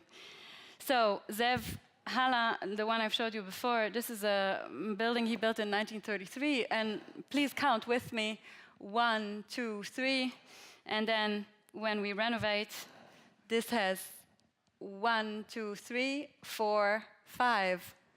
So, you know, we talked about the horizontality of the buildings in Tel Aviv, and this is what makes them, you know, proportional. So if you add up, of course, you don't want to make an addition that is not in the same style, because it might be too heavy for the original building underneath. But on the other hand, you don't also want to, you know, make it in the same way, because then the building doesn't become horizontal anymore, it's vertical. So look at this solution and tell me if you like it, because what the architect did here, he just took this balcony and shifted it towards, you know, one floor above. And this is already problematic ethically. So building additions in Tel Aviv is a whole different chapter. It's very intriguing to be an architect in Tel Aviv right now, and maybe you could come and see how this conservation goes hand in hand with these buildings additions. And this beautiful house we saw before of the Evrechter looked like that in 1930. No, that's later, that's 2003 maybe. And you cannot imagine, you know, how it looked historically. But then when we do conservation, we also strengthen against earthquakes, because we're in the third African creek. And we also have bunkers that we put in. So we really do a concrete sort of shelter going all the way to the apartments. Every apartment has a room which is a shelter room. So it's quite an aggressive way of conservation. But on the other hand, the city really does understand that the most important thing for conservation is that those buildings are used in the same way they were used originally. So we want people to live in them, and we want people to feel well in them. And of course, in our era, we have other things we want to do. We want climate conditioning. We want bigger kitchens in the center of the room and not in the back, and so forth. So this is how the building looks today, renovated in the interior as well. So the last chapter I want to talk about is the Max Liebling House, which is the White City Center. And this White City Center was funded actually with the municipality of Tel Aviv and the German government, because Germany partly sees this heritage as a prolonged arm of theirs. Yes. You want to, yeah. So here's a movie, but I don't know. Somehow it doesn't work. Anyway, we'll skip the movie just to show you the building itself and how beautifully it was done.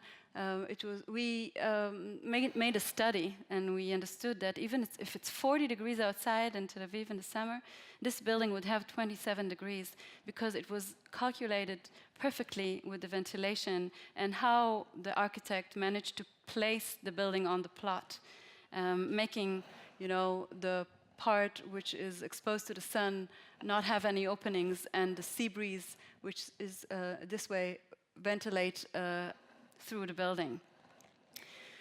The White City Center is very important for the Israeli culture, because we are still a young nation, no? And you know, we talk a lot of times about our heritage, and it's usually connected to Judaism or, you know, any archaeological sites that you know, are connected to our traditions and our beliefs. But this very young architecture is actually part of the foundation of Tel Aviv and part of our cultural identity. And for us as the center, it's very important that the majority of people who live in the city will acknowledge and understand it and see it as their cultural heritage.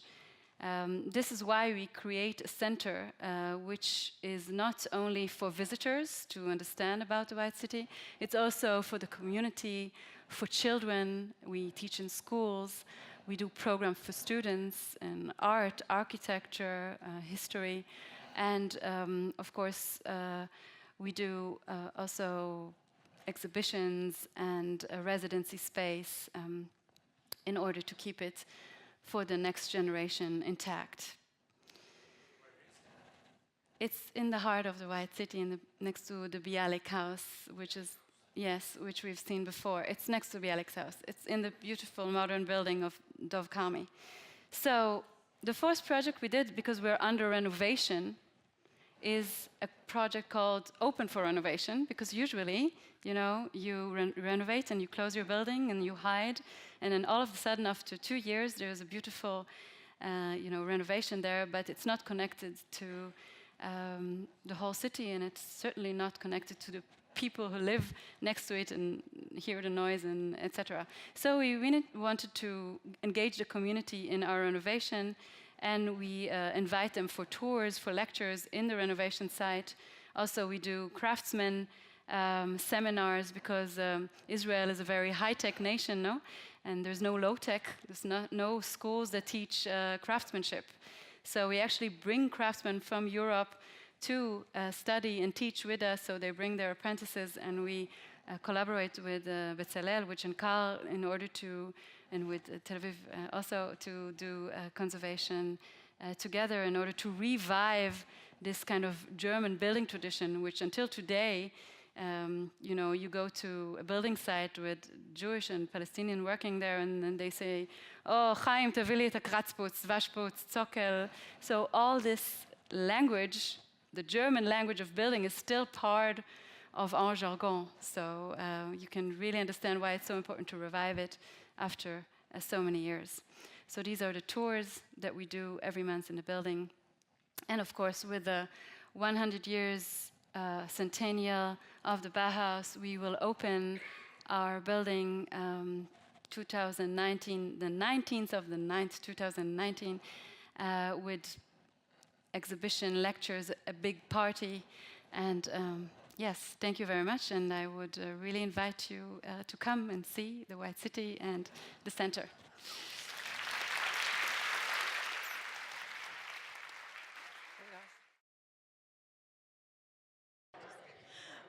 Okay, ladies and gentlemen, we would like to resume our program.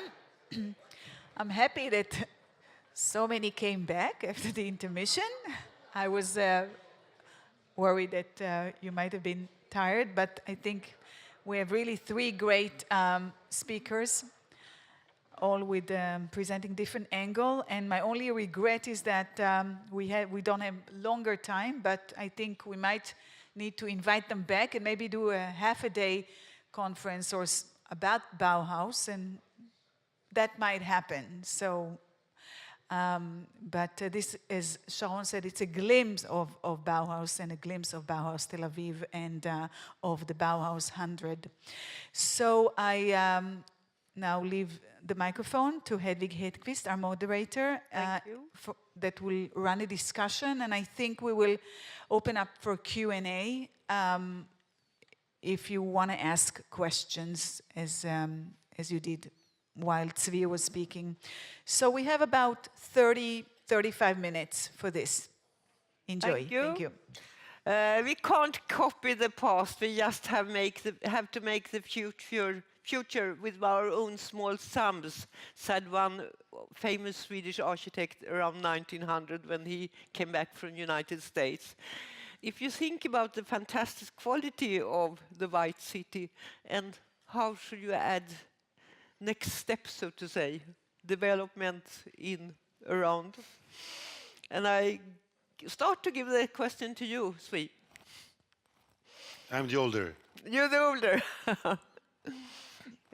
I mean, we have this wonderful heritage, but and the problem, I would say today, with eclectic modernism, built in quite bad quality. So we have to, something must happen. We have other problems like migration and segregation.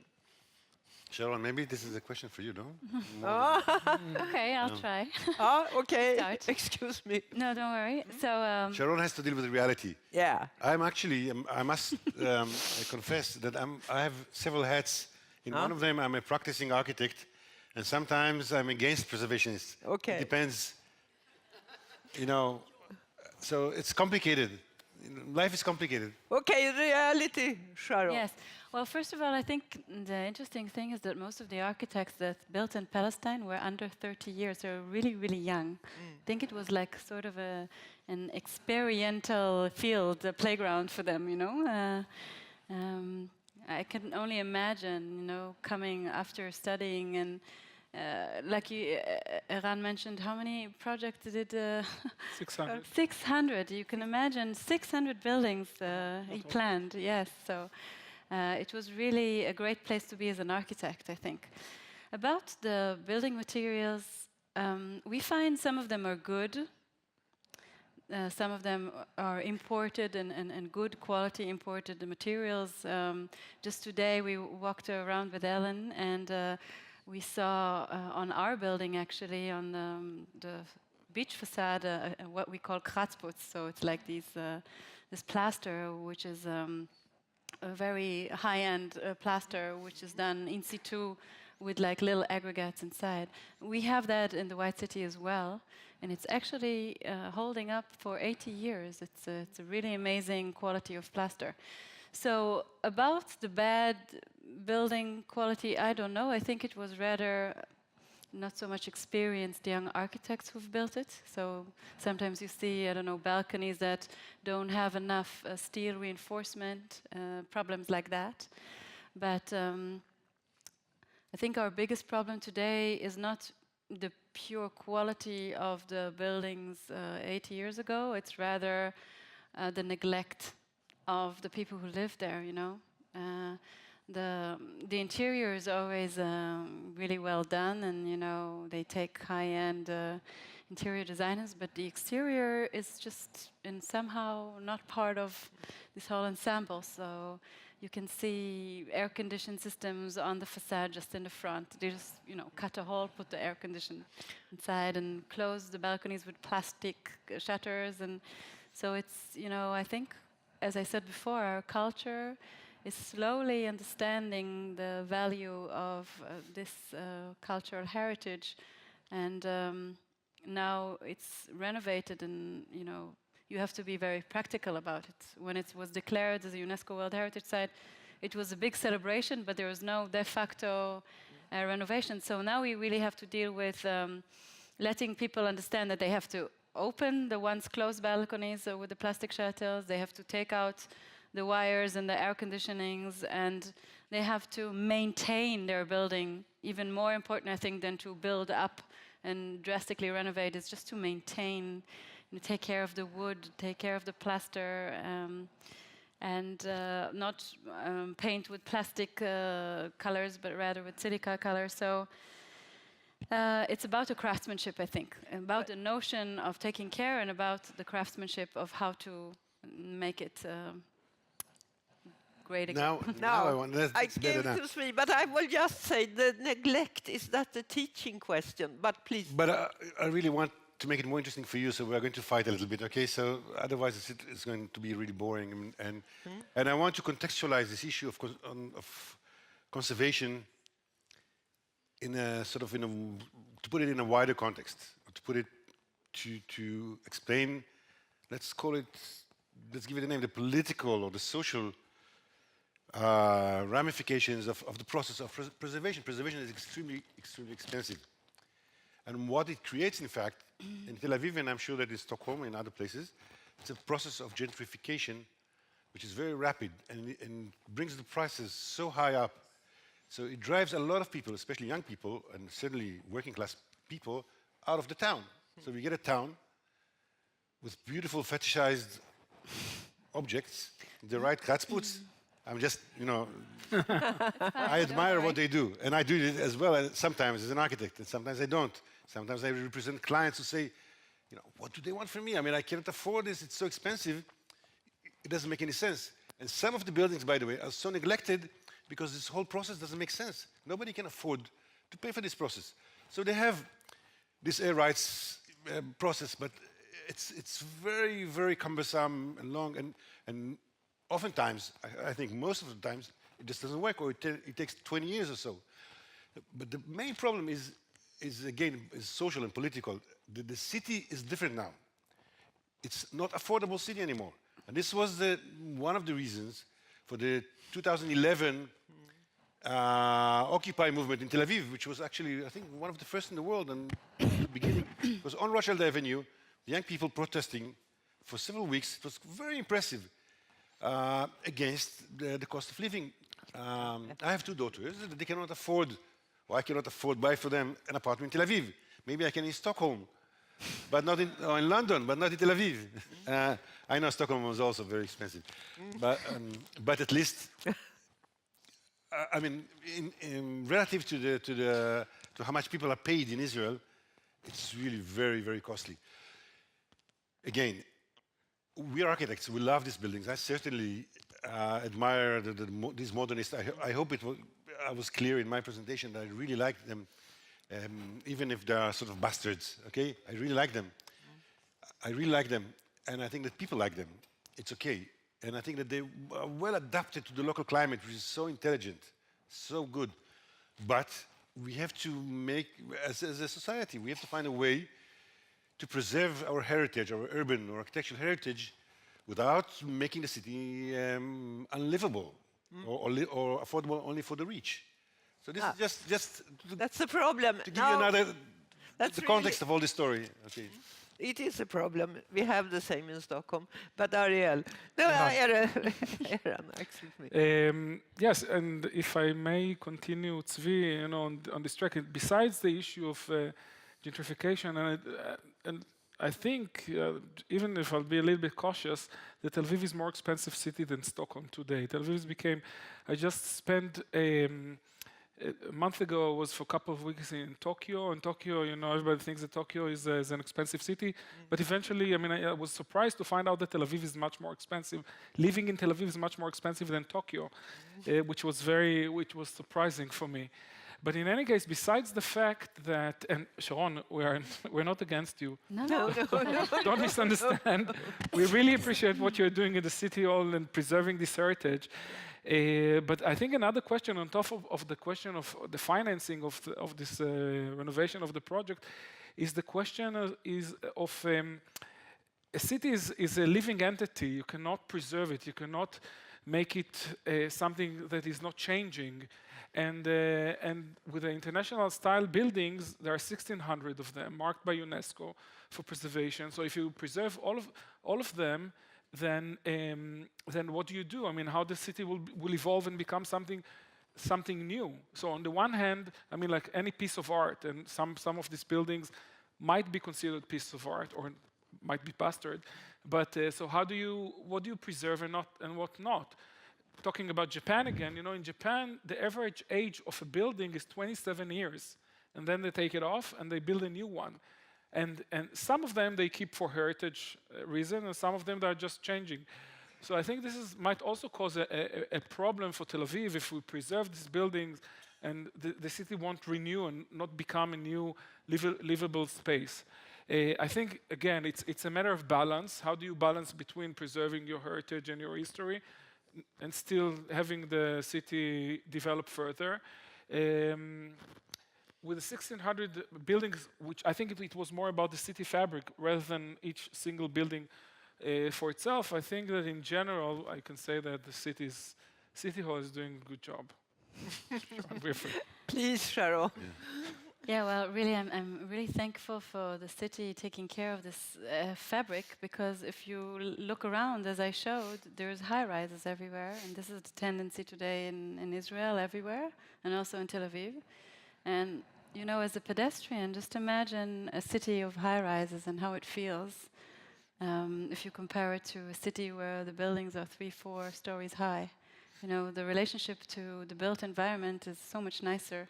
You feel sun, you feel, trees have light to grow and such. So I don't know about development of the city. If we pack the city with high-rises, I don't know if it would stay a city where everybody wants to be. I think it would be a city where you're an anonymous person. So the fabric of the city is what makes it so unique. And I think this is something that we need to learn from. If we look at Tel Aviv today, architects, we are suffering as architects from investors that don't really, I think, appreciate the quality of the living space. They rather think about, you know, the profit. Unfortunately, we work for them. So there's you know, a lot to learn from this period of time as well. Of, you know, what was the role of the architect and what he did for the environment. But is it a time for a Me Too movement against investors, really to talk about good architecture for the people? That's I true. mean, perhaps we need the same young architects of Israel today to start a new movement. Maybe, I don't, as is to Sweden as well. It's always a good time to talk about good things, about good quality, but the problem is that there are no partners. And again, I want to contextualize it for you. Israel, there is a lot of pressure on Tel Aviv because Israel is a growing civilization, more than you can imagine. It's going to double itself in numbers to its 100 years. So in 2048, it will be like double the number that we are today. So we're really growing very fast. Something that does not happen here, certainly not in Europe. And we're getting more and more urban. If you remember Eran's presentation about the Sharon plan, the Sharon plan, it was all about dispersion, right? It was against the city, getting out of the cities to the countryside, to the frontier, to the periphery. This was the idea.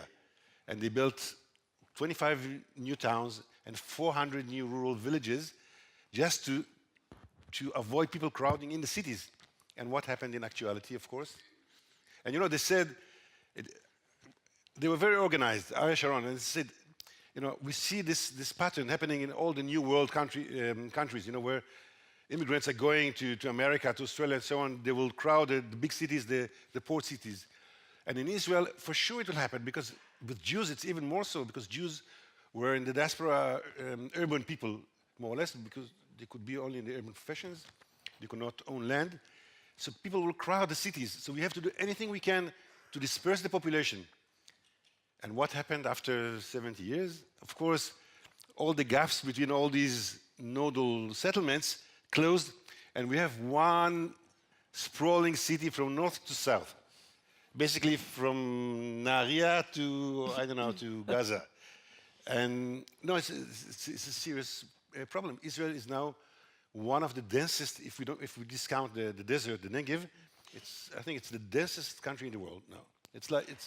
The numbers are unimaginable, and it's growing. So you cannot drive anymore, it's all traffic jams, and it's going to be even worse. So a lot of pressure on Tel Aviv.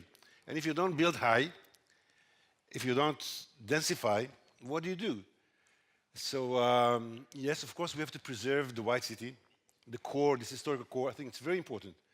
But you have to understand that there are a lot of pressure. That there are not only greedy people, you know, real estate people who want to make money. There's a real issue here. And it's, by the way, now the coming elections, it's on the agenda for all the parties. They have to say what they think about the future of the physical space in Israel. In Israel, architecture and urbanism is always interesting. It's always, you know, seriously, people are involved, people debate it, they take sides. It's still an issue because it's a growing country. Okay. I think that as for the future of the Bauhaus, besides of fetishizing the object themselves, I think we should also look at the values that emerge from the Bauhaus. There's all ideas that a lot of architects also in Israel completely left behind. The issue of a social housing and social agendas for architects. Unfortunately, it happens in many places in the world. I think this is also the case in Sweden, that a lot of architects became cooperative architects serving, you know, big corporation. We live in a time of globalization. So it could be interesting for me to rethink the Bauhaus, to bring back ideas of social housing, of how to make the social structure much stronger through architecture. Because the objects for themselves, as you saw, for instance, with Sharon and Hannes Meyer, the idea of the existence minimum, nobody will accept, this minimum. I will. Okay, we'll go for it. Students, and why not? Right, but I'm saying, we're living in a completely different era, so the bare minimum needs for a person, for him or her is a little bit different, so you can start thinking about different. But the question that the Bauhaus students, also the professors, were dealing with 100 years ago, I think they're still relevant.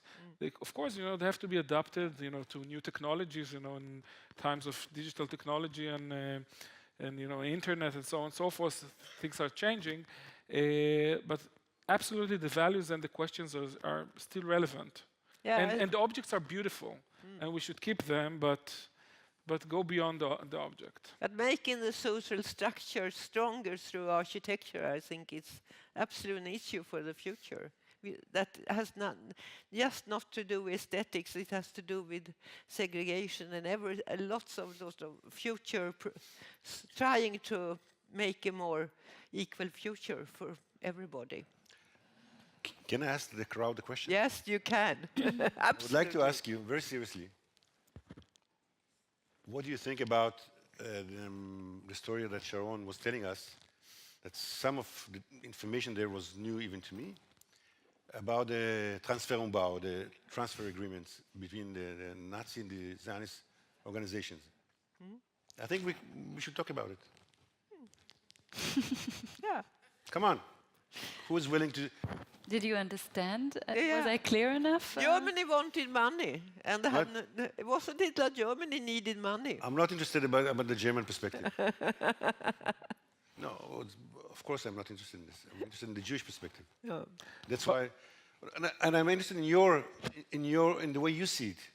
By the way, let me give you this. I mean, this was, by the way, the case also with Sweden and Denmark. Yeah. The Danish collaborated with the Nazis and sold and the Swedish and sold timber, wood, And to Germany and iron. iron. So. Iron. So it was also, I mean, besides of course the Jewish annihilation, it's a different story. It's a matter of it was economical issue, in Europe as well. But I feel comfortable to talk to you about this because in Israel it was very controversial. Please, Lars Densig. It's not working. His microphone is not working. Lizzie. I know, so it has, so I'm looking back. Okay.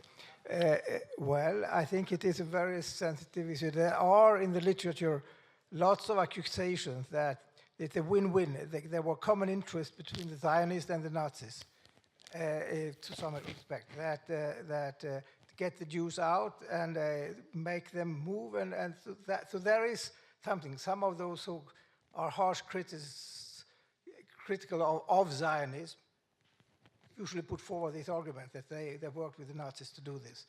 And I never saw this so clearly as you documented here. And I think it is a morally painful issue that we have to consider in the broad context of it. It saved Jewish life, but it was also in a way. And it helped build Tel Aviv. Yes. But can I use it saved Jewish life, but but it also moved Jewish life from Europe. So it was. I have a question for you, not relating to this, if I may. And this is the question of the high cost for living, the raising prices. Nobody can afford to live there. I just came back from Tel Aviv, being there for a long time now. And yes, I recognize all what you say, but how much has it to do with the Bauhaus, with the fact that you want to keep houses? I mean, prices are raising. The same phenomena occur in Stockholm, in New York, wherever, and it has very little to do, as I see, with preserving the Bauhaus. It has to do with the market economy in general, that people want to live in the center, and the more you can afford, the more into the center you want to live. And that's the mechanism, not so much whether Bauhaus is kept or not, the houses. I think you're right.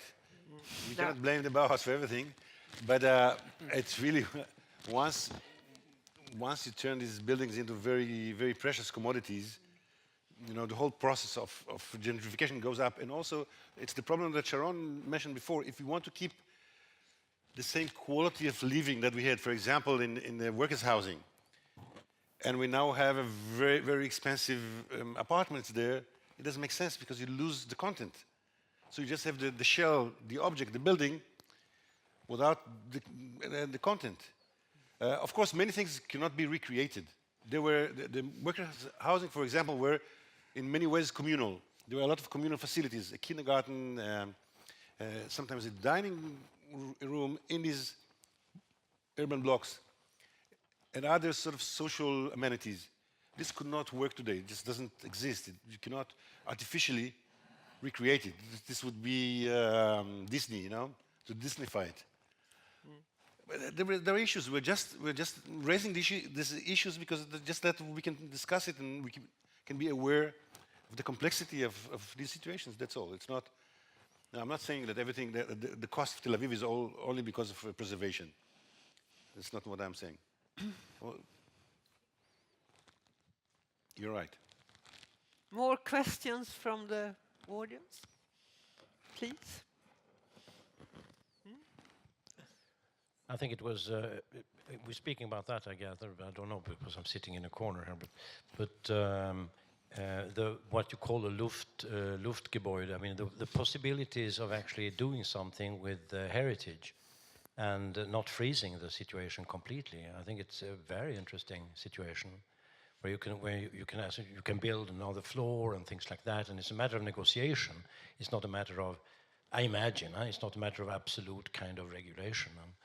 But does that must add some kind of housing to the city, doesn't it? Or? Yeah, that was the mechanism actually developed in order to let the people who originally live in the building still afford doing the conservation, because with the rights that you have sold on your roof, then you could afford, you know, the conservation of the building. So it was like a win-win situation actually. That was the meaning, or you know, the aim in the beginning for this conservation plan. Yes, it's no, they're not owning houses, but you can exchange it with other people and you can sell it in the market. You can sell your rights in the market to another builder, or if you have yourself another plot, you can use it another place. Well, usually it was one house owner that built the whole building and rented out the other flats. And of course, after a few generations, those flats were inherited to siblings. And then, you know, it's very hard also for the municipality to bring all the residents together to agree to renovate. Usually it's a longer process.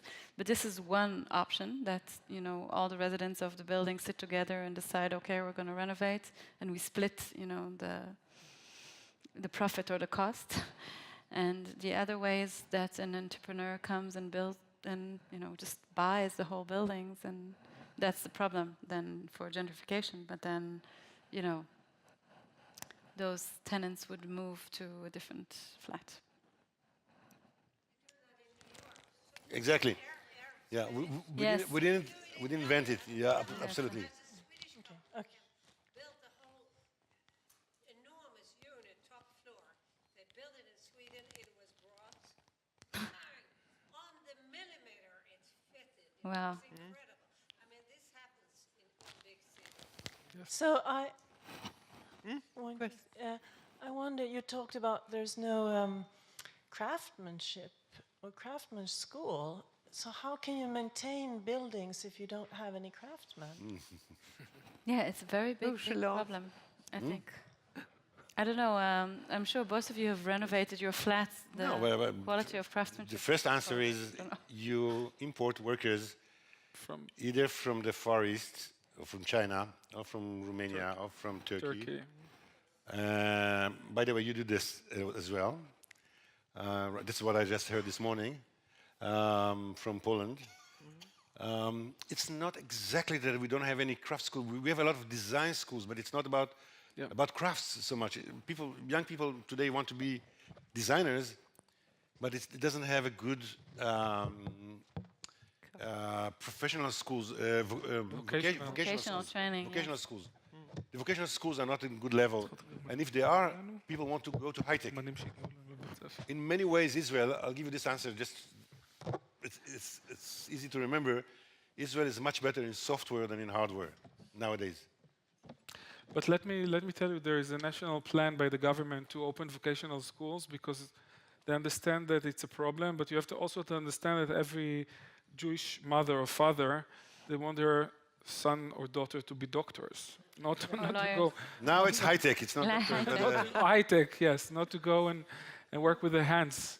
But we had a collaboration at Tel Aviv University. We had collaboration with the school from Berlin, and it was just amazing the professionalism of these builders. I mean, we're astonished by. They came with suits and all the tools, and it was just.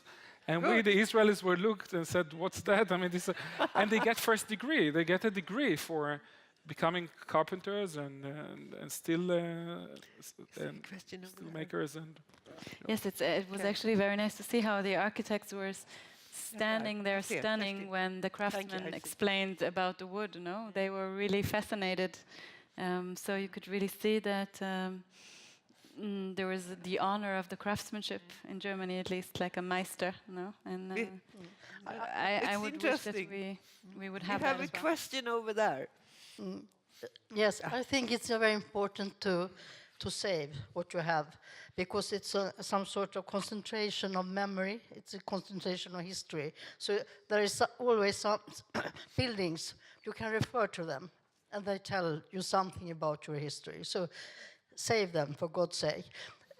When I hear about your problems with craft, if I compare to Sweden, we have now, I would say, a movement of people, young people, who want to be craftspeople. And I live in a functionalistic or modernistic building too. And we are some having it in common, you know, the whole street, as a matter of fact. And every time we want to do something, we have the City Museum who comes there and tells us and give us some suggestions, which I think is good, because it's saved. So I was going to ask you, are those houses protected? They must be protected, each of them. Yes, well, they're listed. Yes. And what I was doing before, I was part of the conservation department of the municipality. And the process that you go through when you renovate is that, first of all, you have to do a big research, like a building book, we call it, which, you know, you research about the building materials, about the architects, about the people who live there, about the climate, everything like covered in a book. And then you would have to, together with the municipality, decide on the process of renovation, also, you know, how the addition is going to sit on the building, because as we saw, every building is different and the additions should be altered all the time according to each specific building. So it's a long process, and it's guarded by the city, so to say. But still, there is a there is a architect with big ego, and we can see that on the building. Sometimes it's a very monumental, like building addition, and sometimes, you know, the architect understands that he has to step back, and you know, it's sort of working with the building and not against it. So, I find we have a very interesting moment in time where conservation really goes hand in hand with the development, and we will see how the new layer of the city is going to look, I think, in a few years. Let's hope for a very good new layer, both of the city in Tel Aviv and in Stockholm. But for better or for worse, preservation is not a monolith. There are various degrees of preservation. So some strict preservation you cannot touch. I mean, it has to be just like it was originally. And some, as you could see, you could add floors. So it's kind of, maybe it's a preservation, maybe it's not. But this is a reasonable way to live in a city. I mean, you cannot preserve the entire city, because then everything is frozen. I think it's a good future to the city, but it'll take 20, 30 years until the majority of these buildings are somehow saved or reinterpreted. Architects always want to build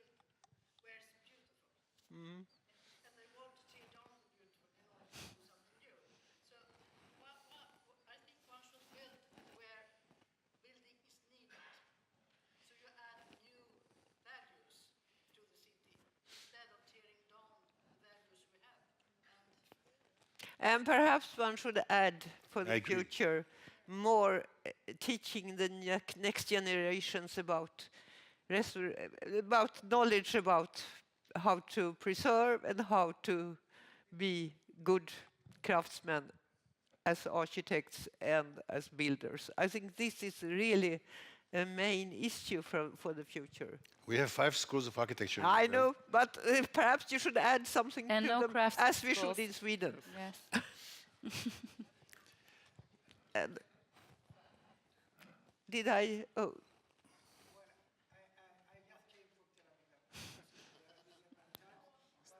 Ah.